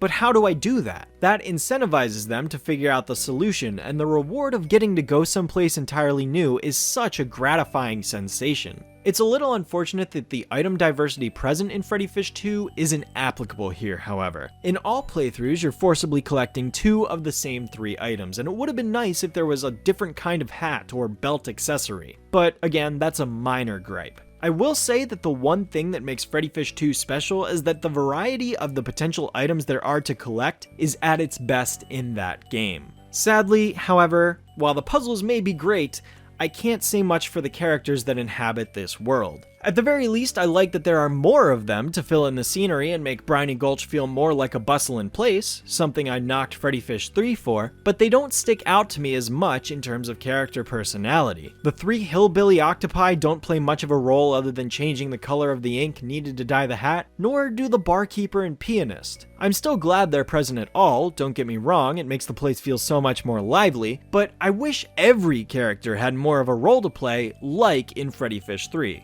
1 walnut soda, please. Coming right up.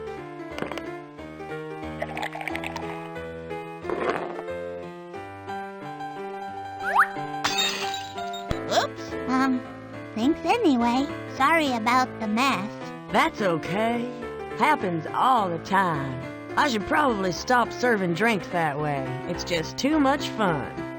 I suppose that's kind of the trade-off you have to make. Do you want more characters that have less to do, or a group of core centralized ones but leave the world feeling a bit empty? Blenny even had a function for one of the puzzles in Freddi Fish 3 because he was one of the potential wallet owners, whereas Calico in this game barely feels present at all. It would have been nice if the player had to return back to her once or twice for a certain side quest, that way they'd get more of an update on how she's doing, and even connect with her plight a bit more. Of course, the same could be said for Freddi Fish 1, but I give Grandma Grouper a pass because that was one of the earliest adventure titles and was still finding its footing at the time. By this point, Humongous was well established and knew what they were doing, and previous games had showed that they have kind of already set this up before, so I'm being a little more critical here as a result. I find it more difficult to sympathize with somebody like Calico compared to Blenny because she only has the cutscene where you meet her to establish everything. There isn't a quest where you have to go work together with her, there's no cutscene as you progress that shows her missing her hogfish. Honestly, she's the most absent character in the entire game, and yet she's the main one you're trying to help here. Also, in terms of designs, I don't know, but looking at these screen caps side by side, Freddi Fish 3's characters stand out to me way more with the sheer level of diversity in body proportions, species, and color. I like how all three of these characters pop out from one another. They are each clearly distinguishable from the rest of the group.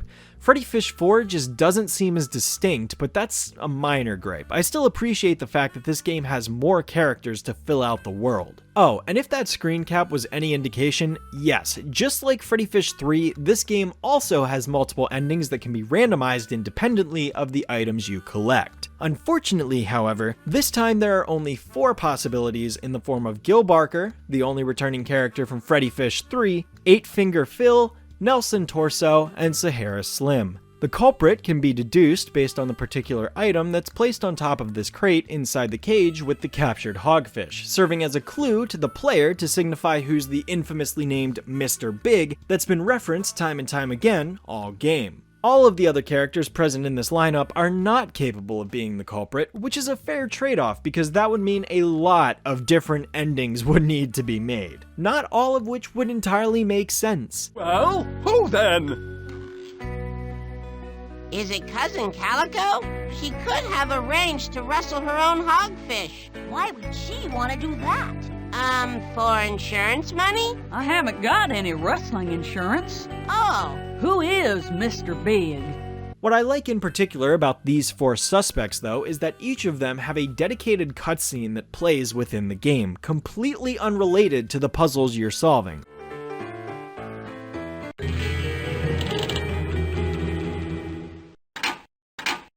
Yeah, hi, it's me. Listen, I want to talk to you about that note. That could be interpreted as a possible indication that they are the one responsible for the missing hogfish. For instance, Sahara Slim over here is seen sending a message to somebody and saying, "Put them on ice," which could then later be seen in the jail cell if he ends up being Mr. Big. If he's not Mr. Big, however, the game justifies this by explaining that he was actually an undercover cop sending that message, which is pretty cool. I like how open-ended those scenes are because they leave it up to interpretation. 8-Finger Phil calls somebody on the phone saying he wants to talk to somebody about a note. One interpretation could be a written document, which could appear in the hogfish cell, and the other could be the fact that he's talking about a music note, since he's, a pianist after all. Sure, there could be something sketchy going on, but there isn't enough context to immediately prove that they're guilty. Good evening, sir. May I interest you in?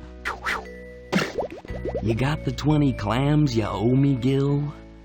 Not exactly. How much is not exactly? I've got a few purple searsons. My dogfish needs an operation. Don't worry. I've got a really big deal about to go down. Yeah? What is it? All I can say is, it's really big.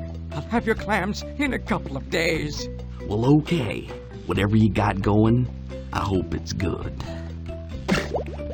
I like that detail a lot, and Freddi Fish 4 is the only game in the series to do something like this. It's cool that the game went the extra mile to sort of frame these particular characters ahead of time. Unlike 3, where admittedly, certain characters like Rosie or Nadine didn't really seem to be as likely to steal the conch shell compared to others, and it kind of felt like it just came out of nowhere. There was no pre-establishment other than some characters making slight remarks, which weren't really an indication of anything. Canonically speaking, however, this game does kinda confirm that Gil isn't responsible for stealing the conch shell in Freddi Fish 3, otherwise he probably wouldn't be selling nuts and gum at the stand in this game. I will say though, the final area is a bit lacking. See, there is a puzzle to solve in which you need to acquire this hook, attach it to the chain, and then break the door down, but the entire sequence is fully contained within 3 screens and takes the least amount of effort to solve out of any of the games. And considering the fact that the main storyline had the most elaborate puzzles yet, this one just kind of pales in comparison and ultimately feels disappointing. At the very least, I'm glad there is an ending sequence at all, unlike Freddi Fish 2, but it ultimately falls short in comparison to the other games.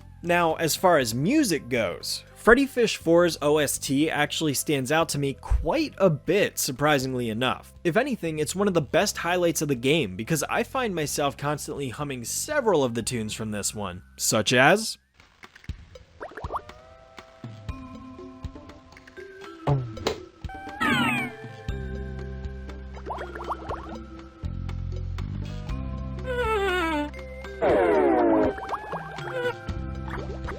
We made it!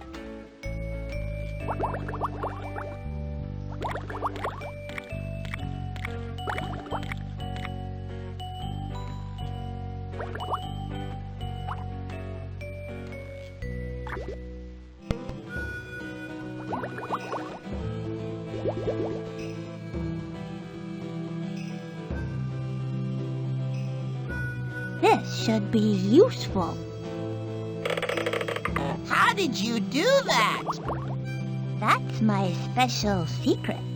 That's one thing I can say for almost all of the mainline Freddi Fish games, 2 being, again, kinda the only exception. But I actually adore nearly every Junior Adventure game soundtrack, so that isn't much of a surprise. Humongous really managed to find some insanely talented composers during their time, I just gotta say. And now, I suppose in typical Freddi Fish fashion, I suppose it's time I acknowledge the traditional minigame and movie theater that's included in this adventure. The playable minigame this time around comes in the form of this clam shooter game. Simply point the clam in a direction and fire in order to pop all the bubbles while simultaneously pushing yourself backwards in the opposite direction. Honestly, out of all of the minigames to exist in the Freddi Fish series, I actually find this one to be the most engaging and fun. It's enjoyable to have to balance moving the clam while also popping bubbles, and it really makes the player think on their feet for how to handle the situation. Unlike 3, where you're required to complete a level of it for a particular quest item, Freddi Fish 4 goes back to how the first 2 games were by making it entirely optional, and I think it's probably for the best that these games are optional, because I know not every kid out there is going to be interested in a side feature like that, especially if they find it too difficult for their level of playstyle. And then of course we've got the theater equivalent, which in this game takes on the form of a Nickelodeon. And I'm sure most of you probably thought of the TV network immediately, but no, that's not what I'm talking about. A different Nickelodeon. They existed way before the TV channel. Funnily enough though, I never actually knew that this thing existed until doing research for this video, so all these years later and I'm still learning new things about these games that I'd never known before. This one is certainly the easiest to miss, I'll say that much, because in order to access it, you have to click up here in this very specific area inside the saloon. Once you do, you're taken to this screen where you can watch a bunch of different mini-skits play out, all with a Western-themed setting. They've even got a rustic feeling to them that really enhances the whole Western theme the game is going for, especially with the sepia tone. And on that front, I think it succeeds. Very well, in fact. Sure, it's a little weird for Freddi Fish to be in a Western, but the characters, the environments, the music, the costumes, it all comes together really, really well, and it fleshes out Briny Gulch as much as possible. Nobody knows the trouble I've seen. What do we do now? Even Sheriff Shrimp, who you come into contact with while trying to acquire the 10-gallon hat on both playthroughs, is the typical loony sheriff. And the fact that this guy is about 5 inches tall adds to the humor of his character. I really like this guy. He's got a zany personality and acts like a typical old sheriff who just wants to get to the bottom of things. In one playthrough, after rescuing him from the spinning propeller blade, you get this floss from him, which in turn allows you to floss the 10-gallon hat out of this whale's teeth, who, by the way, has its mouth acting as a restaurant for a bunch of other fish to go dine in. I don't know what kind of fish would want to swim into this whale's mouth, especially one with human teeth for that matter, rather than the bristles that whales actually have, biologically speaking, but hey, to each their own, I suppose. I don't know. I always found this area to be super weird because of that, but that's just me. Anyways, all in all, I think Freddi Fish 4 has some merit to it, but it doesn't do anything groundbreaking for the series the way the odd number titles have so far. What about cake? Will you eat cake?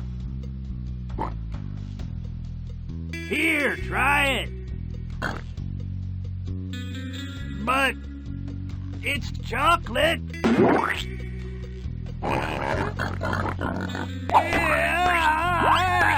I think Freddi Fish 4 is a perfectly serviceable game, and kids would totally get a kick out of it, especially if they're into the whole Western cowboy setting. It's not standout by any stretch of the imagination, but that's okay. Sometimes it's perfectly fine to just have a totally decent game, and Freddi Fish 4 fits that bill. It doesn't feel like a major step backwards the way Freddi Fish 2 did, and overall, I don't have that many issues with this game aside from the ones that I touched on just a few minutes ago. I'm very in the middle with this particular title. It feels the most different from all other Freddi Fish games aesthetically, but it still follows the detective story structure and redoes a lot of the similar ideas that Freddi Fish 3 did, only in a slightly different and more complex manner. Overall though, it's not a bad game, just not as impressive as what 3 was to 2. It's hard work, but when I'm done with them, they'll be real hogfish ranchers. Can we learn to be hogfish ranchers too? Of course. Here, I've got something for you. 10-gallon hats? Yours is a 5-gallon, so it'll fit just right. Oh, boy!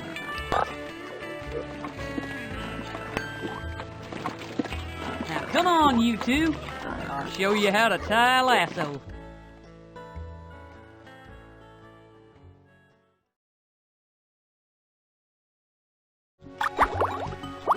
Wow, Luthor! We made it to the one-stop fun shop. This place is cool. Look at all the neat stuff we can make. There are cards and airplanes and signs and puppets and a bunch of other things. Well, what are we waiting for? Let's start having fun! Similar to Putt-Putt's one-stop fun shop, Freddi Fish's one-stop fun shop is nothing more than a bunch of arts and crafts projects saved to a disc that kids were able to print out back in the day in order to make stuff like cards and party favors. Ultimately, this isn't a game and there isn't anything worth talking about here, but I wanted to include it in the video for the sake of acknowledging its existence since it technically is a Freddi Fish game. That's about all I have to say on the matter, so let's just move on.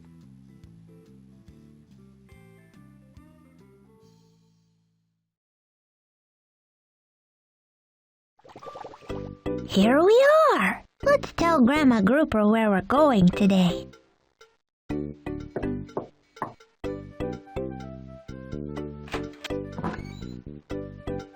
Well, hello there, Freddi and Luthor.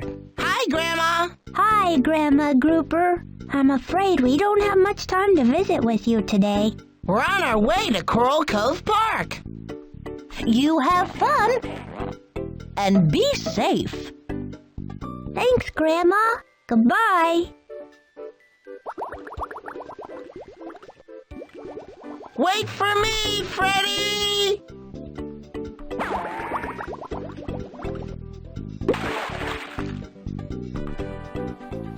Freddi Fish 5, The Case of the Creature of Coral Cove. Gee, you think this game likes the letter C much?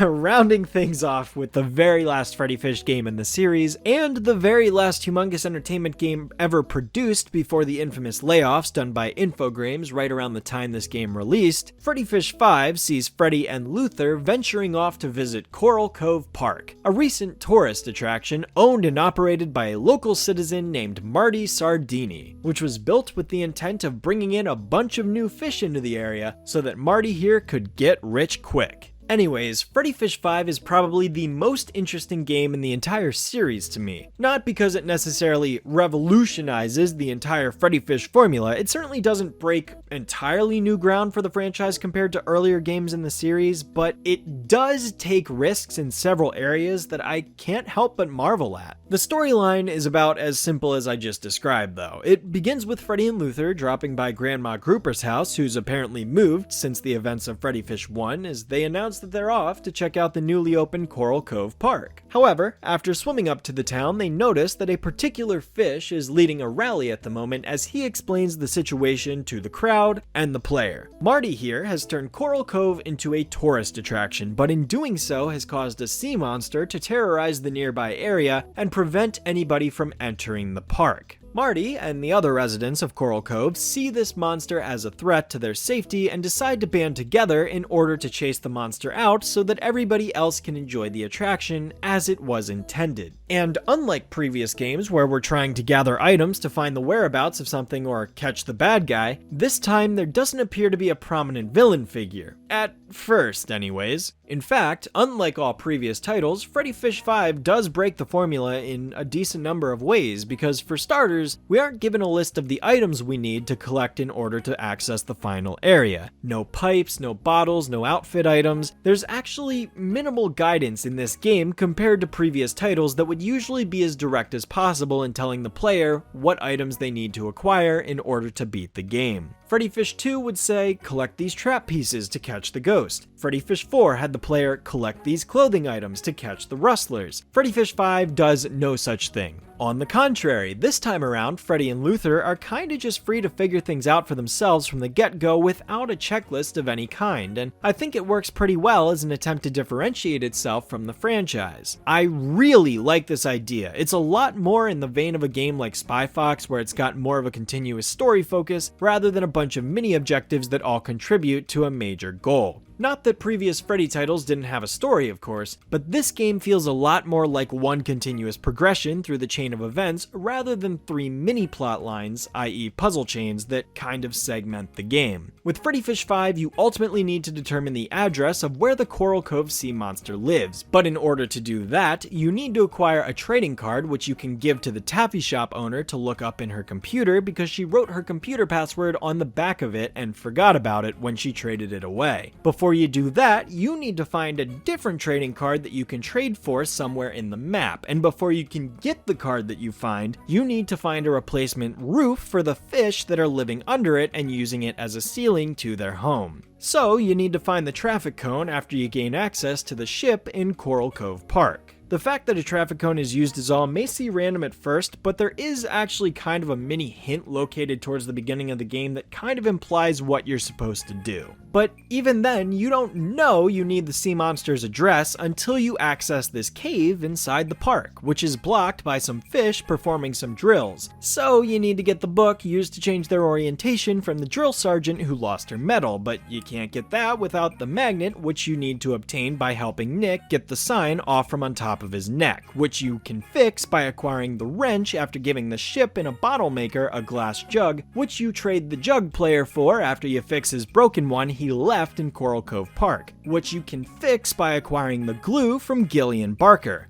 Gil Barker's sister, coincidentally enough, and you need the bolt for the sign, which is currently trapped in a clam, so you need to tell it a joke, riddle, and/or pun, depending on what the game asks for, in order to make it laugh. You also need the key to open the door that the drill sergeant fish are blocking, which you get from Casey, the fish returning from Freddi Fish 2, after you give her the food sample that you find when you enter Coral Cove Park for the very first time. Now, I should mention that this gigantic quest chain that I just described for you is only half of the potential puzzles that you could end up solving in the game. Similarly to Freddi Fish 4, the game only has 4 pathways broken down into 2 pairs, meaning you could theoretically see all of the game's content in a measly 2 playthroughs, putting it at a huge disadvantage compared to all of the other games. Even Freddi Fish 4 technically had more combinations and puzzle solving, even if most of the items you needed to collect were the same thing. I've noticed this tends to be the sacrifice that's made when it comes to focusing on the longer puzzle chain games. More time is spent meant building these longer chains so that there isn't enough to create a bunch of them compared to when the chains are simply 1 or 2 stages long. Trying to adhere to a set narrative creates this limitation of forcing your characters to travel from point A to point B in the same geographic location. So now, rather than designing the game around individual sections of the map containing simple, isolated puzzles, these chains require the entire world to be used to advance the story. Of course, this might not always be the case, but at least when it comes to Humongous games, this is a common trend that I've noticed with the way their adventure titles are designed and built. And it's not like the other games didn't have stories either, but with this one in particular, like I said, it's told more like it's one continuous progression rather than segmented chunks that take place in between a beginning and an end. Ultimately, there are 4 different ways you could technically get from the beginning to the end. The game is set up to have 2 long path and 2 short path possibilities, which can be mixed and matched randomly by the game. I've already described one of each with the previous chain that I got into, with the short path in particular focusing on how you acquire the bolt needed to fix Nick's sign, while the long determines how you ultimately obtain the address of the sea creature. I tend to break the 2 long paths down into what I essentially call the taffy path and the map path. The taffy, as I just described, needs you to get the address from the taffy store owner who recently sent a shipment of taffy to his address, whereas the map path inquires the player to find him via this topographer who can read it once Freddy lets him know what he's looking for. I'm going to save everyone the trouble of me going through the second path since there'd be no reason to and it would spoil the entire game essentially, but I do want to bring up a few important notes about other things that exist within Freddi Fish 5. Namely, that this is the first and last time, unfortunately, that Humongous attempted to integrate a continuous horizontal hallway that the player can move across from left to right and vice versa. Unlike all other games where you move from one screen to another, which are separate rooms disconnected from each other, this time there is one very long hallway in the center of town that lets you essentially travel down a boardwalk of sorts as you pass by all the different shops and citizens performing their various tasks in a unique and fun presentation that hadn't really been done before. I genuinely wonder what the process of making this section of the game was like, considering the drawing, scanning, and inking process that Humongous used for all of their titles, but I will say that it makes the world of Coral Cove feel more complete. I think this was a neat idea that surprised me as an elementary schooler when I played this game for the first time because I had never seen a Humongous game do that before. I think the puzzles in this game are reasonably balanced, and again, it took one step further than what Freddi Fish 4 had done, so it still feels like the series was progressing its formula by this point in time. It definitely took me quite a long time to beat Freddi Fish 5 as a younger kid, but I never got super stuck on anything in particular. Most of the locations were just really cool and the soundtrack is great and it just enhanced the entire experience of exploring Coral Cove. I guess the only thing that I really wish the game did a bit more of is lean into the coral reef aesthetic. Obviously, given that the name of the setting is Coral Cove, it makes sense that this game would take place near a coral reef, but honestly there isn't that much coral present around the area, and there doesn't seem to be too many fish represented that tend to live around those particular areas in the actual ocean. So, missed opportunity to say the least, and a bit disappointing given how well Freddi Fish 3 and 4 integrated their chosen settings for their games, but it is what it is. Regardless of that minor aspect, I still think Freddi Fish 5 has a bustling community of characters, most of which are pretty one note, but you are required to interact with almost all of them on both playthroughs, and for that, I respect it. I really do enjoy Coral Cove quite a lot as a Freddi Fish setting, and it's a shame that this had to be the last one, because I could only imagine what a Freddi Fish 6 would be like. And it breaks my heart to say this, but sadly, this time around, one of the biggest staples of the franchise did not end up making a return here. As much as I do enjoy Freddi Fish 5, it is very upsetting to me that the theater room from all previous Freddi Fish games did not manage to make its way into the final title in the series. Whether this was because the creative team didn't have any more ideas, budget constraints imposed by Infogrames, or there just not being enough time to finish it before they had to put out the game, 'tis truly the biggest missing piece of the adventure if you ask me. There is still a minigame though, at least, in the form of Battleship, but it's still a shame that the other tradition isn't here. The ending also takes a step backwards in one sense, but a step forward in another, because unlike 3 and 4, 5 does not feature multiple endings with different culprits because the story is written to have Marty as the main villain no matter what. After determining where the sea monster lives, Freddi and Luthor swim to his address where they question him to get his side of the story. He introduces himself as Zamfir Duncan Dogberry Valentine, and apparently, Marty took over Coral Cove without his permission because the monster is the rightful owner of the property, and he has the deed to prove it. There is no such deed. Zamfir, show us the deed. If what you say is true, Marty is in real trouble. It's right here.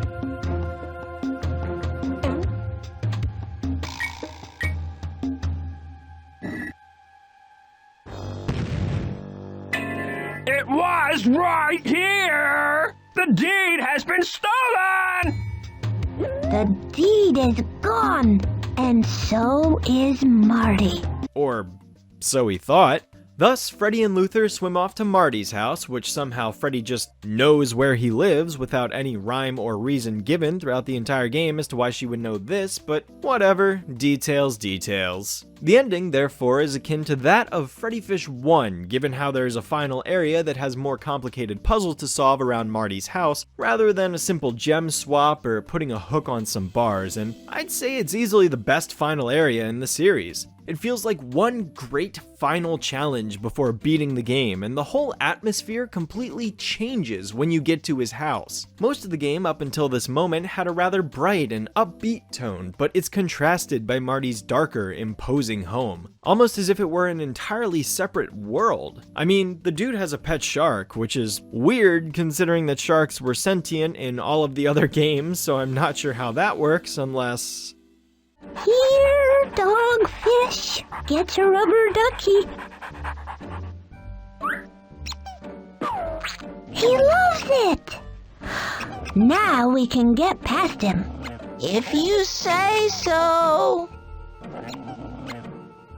Oh. Either way, Freddi is successful in catching Marty at the end, and they reclaim Zamfir's deed, to which he invites everybody from Coral Cove to the park while Marty gets arrested, thus bringing a final conclusion to Freddi Fish 5, and the final Freddi Fish Jr. adventure game in the franchise. With all that said, I really do get a kick out of Freddi Fish 5, perhaps more than most other people, and I always look forward to returning back to this game whenever I decide to revisit the series. I suppose, as a few final notes, the logo for this game is entirely different from the other four, and personally, I don't really care for it that much. The original nameplate was far more iconic, and I feel that changing it was ultimately moot. Also, the weird audio compression that I brought up during my conversation of Putt Putt Joins the Circus is also present here, and while it's not necessarily a deal breaker, it is very distracting coming off of the previous 4 Freddi Fish titles until you're about 15 minutes into the campaign, which is when you get used to it. On the whole though, Freddi Fish 5, despite being the 5th entry in the franchise, holds up rather well and provides a more challenging spin on the Freddi Fish formula for a player who's looking for a little more to be asked of them. Definite recommend from me, for sure. Marty's community service hours will keep him busy cleaning up this mess for a long, long time. As the rightful owner, you can choose what happens with Coral Cove Park. What do you think? Let's bring down these walls and this gate. We can all play in Coral Cove Park now.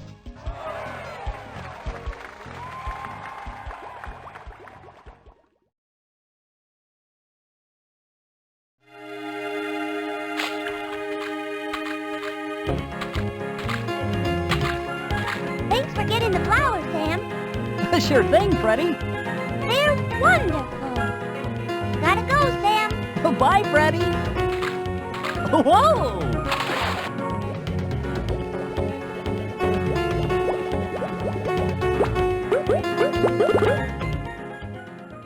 Now, you'd think that Freddi Fish's coverage would have just ended with Freddi Fish 5, seeing as it was the final title produced by the staff before 40% of them were laid off in June of 2001. After all, the only 2 adventure games made after that tragedy were for Putt Putt and Pajama Sam. However, in the year of 2008, Atari decided to take advantage of the current success of the Nintendo Wii by porting 3 of Humongous's adventure games over from a decade ago. The first of which being Freddi Fish and the Case of the Missing Kelp Seeds, although for one reason or another that title was shortened to Kelp Seed Mystery, which, I don't know, that doesn't sound nearly as appealing. And why am I talking about this at all if it's nothing more than a port? Because it's unfathomably terrible. In all honesty, the Nintendo Wii was the perfect console for this sort of concept to work. I mean, point-and-click adventure games could have thrived on the Wii had they garnered more popularity. For instance, I've never played Zack and Wiki, but I've heard plenty of great things about that being the best point-and-click adventure game on the entire console. Using a Wiimote to point at the screen and clicking with the A button, that fits right at home with Humongous's gameplay style, so of course it would make logical sense to port their old titles for a new generation of kids to enjoy. Could you imagine if Humongous was still the company it was in the 90s making adventure games on the Wii? Ah man, that just makes me wish for what could have been. Unfortunately for everyone, this port is complete and utter garbage. How does a port of a 1994 game manage to run worse on clearly superior hardware? Beats me, but it sure shows me how much effort was put into it. Good job, Atari. Good job. I'll keep this brief since this is literally just Freddi Fish 1 on the Nintendo Wii. The only noteworthy gameplay differences is that you can now skip past cutscenes, which was something you couldn't do in the PC versions of the game. Otherwise, it plays exactly the same way, with the same puzzle locations, same dialogue, same audio compression, same everything. Oh, except for the fact that the animation has been completely butchered. I'm not a game programmer, so I don't have a clear explanation as to why this happens, but there appears to be some sort of limitation or oversight present here that prevents the game from being able to load the animations for a character whenever they speak. The game physically cannot handle when somebody talks, so what it does is it pauses all of the animations until the character finishes their sentence, and then speeds up the frames that it paused to catch back up to where they're supposed to be at that point in the scene. Squid father! Or was the first bottle near the beach? Come on, spongehead! Think! The squid father trusted us to hide the stolen kelp treasure for him! It's very jarring and quite frankly inexcusable considering this game was nearly 15 years old by the time this port was released. I don't know whether Mystic Software is to blame for doing a terrible job of actually getting this game to run, or if it's Atari's fault for just pushing it out before they were done with it. And the level of effort continues to show in the game's main menu, if you can even call it that. It's as basic and visually unappealing as you can get, and what baffles me the most of all is that the menu music isn't even from Freddi Fish 1. It's ripped from Freddi Fish 5.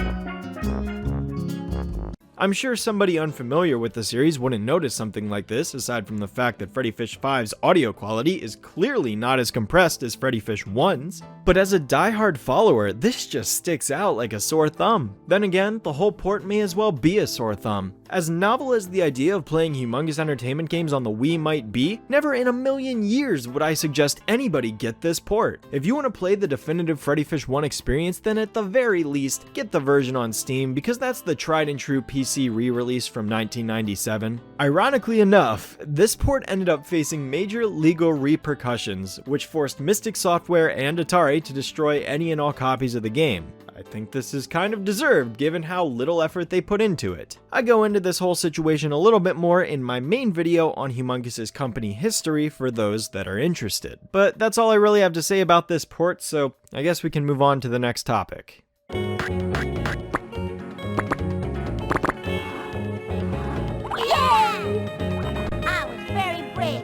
There were these big mean sharks. There must have been 50 sharks. I was dodging left and right, swimming loop-de-loops. I'm so proud of you both. Why don't we go inside so you can tell me all about your adventure?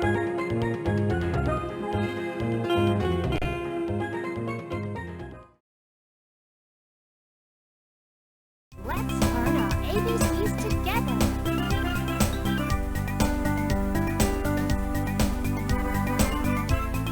Ask your parents to look at this.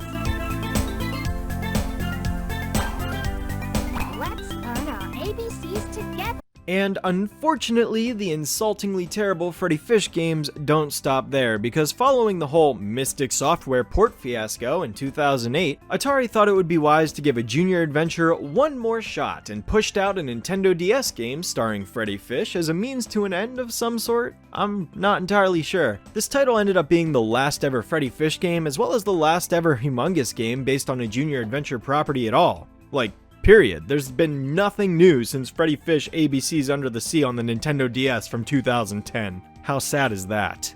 Not counting phone apps, of course, but those shouldn't even count anyways. This game is nothing more than a pathetically simple minigame collection. Draw in the sand, rearrange letters on a fridge, trace letters of the alphabet, except you can just scribble all over the screen and it still counts. You.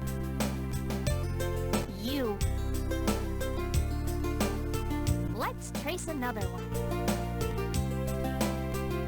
You're quite the artiste. What can I say? This is just demoralizing to look at. I mean, it's great and all that there's an amalgamation of characters across many of the different games, such as Sam, Ollie the Octopus, Grandma Grouper, and Seraph Shrimp, but even still, these games are insultingly simple, even for a 3-year-old, and to see Freddi Fish get degraded to this just adds to the pile of reasons to despise Atari and/or Infogrames as a Humongous Entertainment fan. I don't see how any kid could get enjoyment out of this. I certainly wouldn't have when I was younger. There are far better educational games out there for the Nintendo DS, I'm sure, and considering most, if not all, of these character sprites are just ripped straight out of older games, as are the backgrounds, all of this just screams low budget and low effort. This title is the antithesis to what Humongous Entertainment stood for in the first place when it came to children's entertainment. This game isn't worth spending any more time on, so I suppose now we can move on to the next section of the video. I'm sorry for bringing everything down so much here towards the end of the timeline, but this is just something that I cannot look past. Time and time again, Atari shows me just how awful of a company it could be, and that's disappointing, to say the least.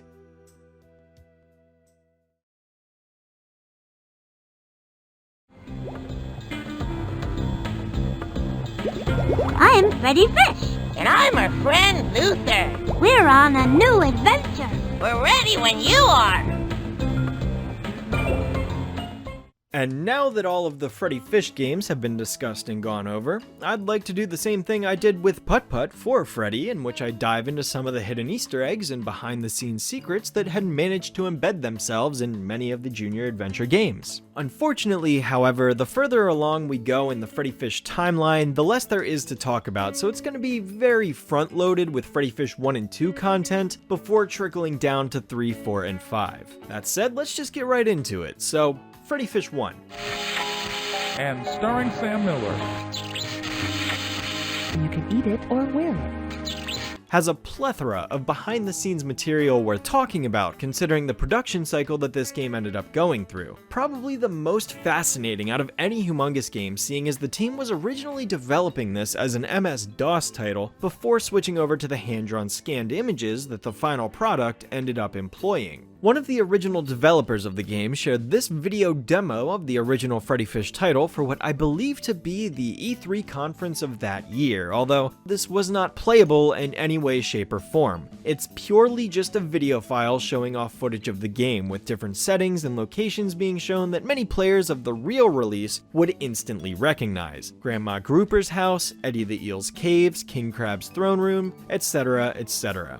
Thankfully, Freddi Fish 1's development only featured a complete overhaul of the graphics, mostly, so the storyline and characters remained intact. Although, of course, many of those designs changed, including Freddi and Luthor themselves, and if you ask me, that change was definitely for the better. The final game of Freddi Fish 1 has some interesting content hidden within the files as well, although I'm sure any Humongous Entertainment fan that's done even the tiniest bit of research is already familiar with this first one. Before starting up the game, if you go to the hegames.ini file and enter the lines Freddi eats Luthor equal to 1 or Brett is the Overlord equal to 1, you can activate a hidden scene similar to the cotton candy moment in Putt Putt Saves the Zoo.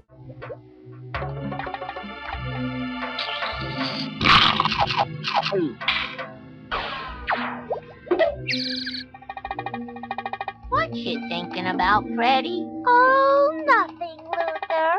Like, dang, talk about pulling no punches. Oh my god, could you imagine what my reaction would have been had I seen that scene as a kid when I was already terrified of this guy to begin with? I probably would have screamed. And cried. And who knows whatever else. Oh my, I guarantee you, that would have traumatized me. But thankfully, this is locked away and cannot be accessed without making that file change, which a child in the intended demographic that barely knows how computers work anyways isn't going to do. But the fact that this scene is in there at all seems to be ambiguous from what I've found. There appears to be a rumor circulating that one of the developers did it as a joke, while another say they were angry and did it to vent their frustration, but I haven't found a confirmed source on this, so who knows whether or not that's actually true. Still, it's something I find fascinating, and it's also not the last time a Humongous game is going to include a somewhat questionable scene in it. Going in a much less dark direction now, there was also this weird click point in Mr. Starfish's room that was removed from the game for some seemingly inexplainable reason.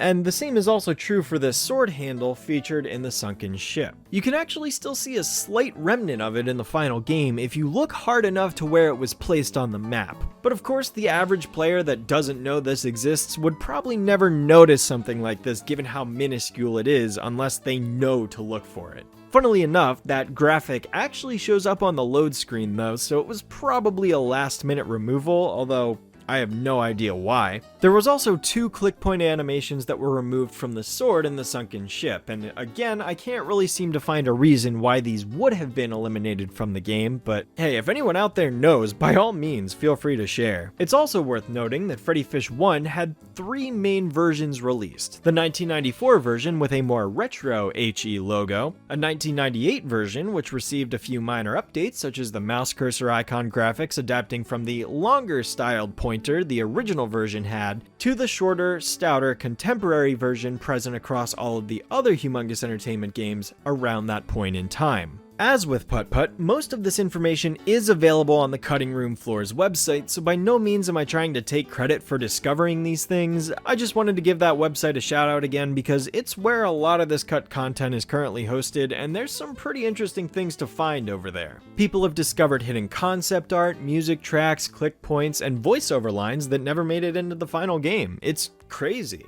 The demo for Freddi Fish 1 is also pretty interesting to me, seeing as it's based around the Rescue Gabby side quest in the main game. Only for whatever reason, the demo places a room in between Gabby's mother and the cave that he's trapped in, and it's the old whale bones of all things. Normally, the old whale bones are at a dead end after you pass Ray and the beach, but here the room is integrated behind this cave and has a pathway that leads down to the room that Gabby is in with what could be a unique animation of them swimming through. I haven't gone through every room in the game to confirm this though, so it may not be the case, but regardless, this is a demo exclusive experience which is kinda cool. The wooden plank has also been moved from being up near the beach to this room scattered amongst all of the other junk, and Gabby's room has been completely mirrored. I guess to more accurately reflect Freddi and Luthor coming from the old whale bones, but I'm not sure.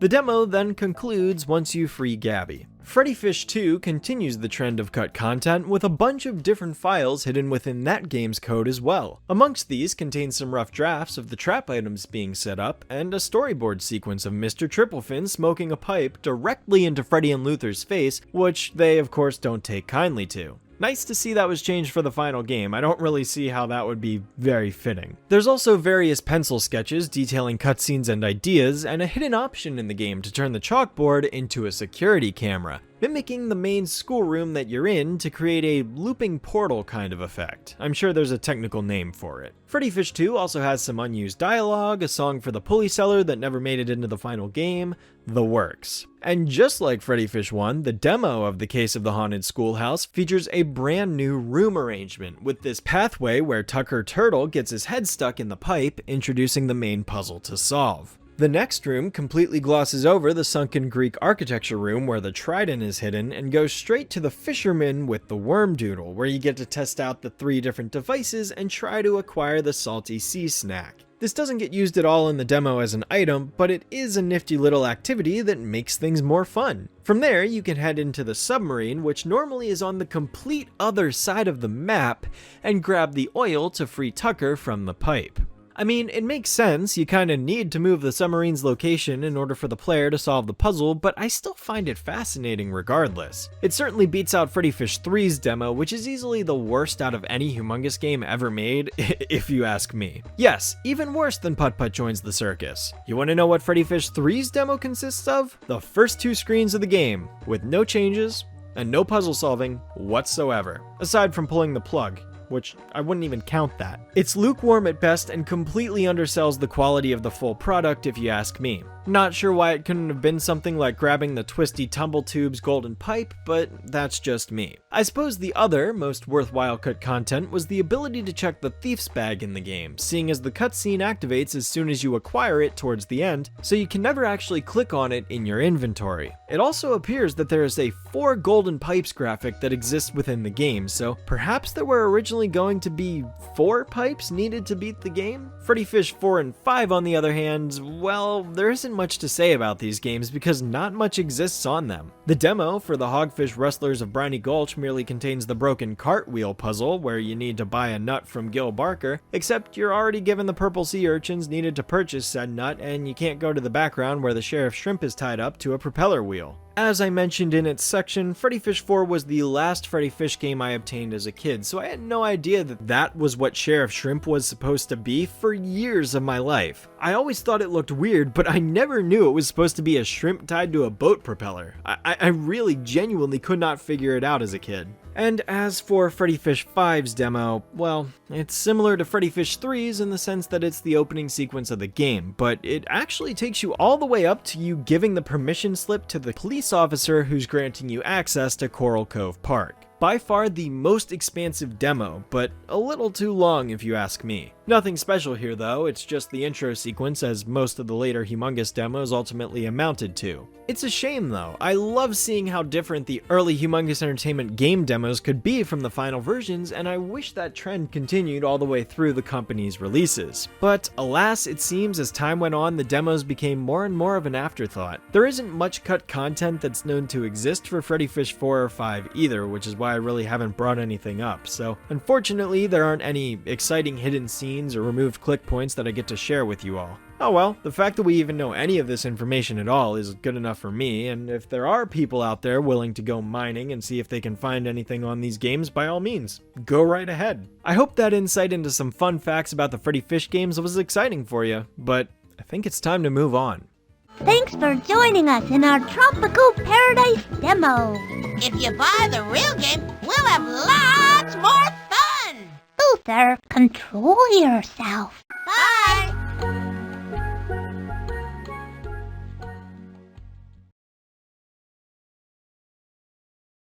When it ultimately comes down to it, Freddi Fish is... well, I just can't quite find the right words to explain it. I'll be completely honest when I say I get more enjoyment out of playing Pajama Sam and Spy Fox as they're my 2 personal favorite Humongous IPs, but there is just something about Freddi Fish in particular that sets it in a league of its own for me. Regardless of game structure, characters, quality, all of that technical game design mumbo jumbo and content that I just spent the last however many minutes talking about, at the end of the day, Freddi Fish will always represent my childhood. This was a character and a series of games that introduced me to a world of imagination, creativity, gaming, strategy, and puzzle solving that very much helped mold me into the person that I am today. Every time I return back to these games, I'm immediately taken back to those younger years of my life. All of a sudden, I'm sitting in the basement of my first ever house playing Freddi Fish 1 on the computer. Next, I'm on my dad's laptop as I try to play Freddi Fish 3 without any sound. Suddenly, I'm at Walmart and find Freddi Fish 5 on the shelf, so I run it over to my dad and ask him to buy it for me. All of these great memories are still floating around up here in my brain as I finish wrapping up this video. It has been an absolute blast getting to dive into the Freddi Fish franchise once again, this time sharing it with all of you. Thank you to everyone who decided to watch this far into the video. You guys are the real MVPs, and I hope I've managed to keep you entertained throughout all of this. Of course, we're not done yet. In fact, we're only just getting started. Next up, we've got Humongous Entertainment's smash hit, undoubtedly the most popular junior adventure series of all time, Pajama Sam. Now this is something I've really been looking forward to. Alrighty, hope you guys are just as excited as I am. Until next time, Shadowstreak, signing off.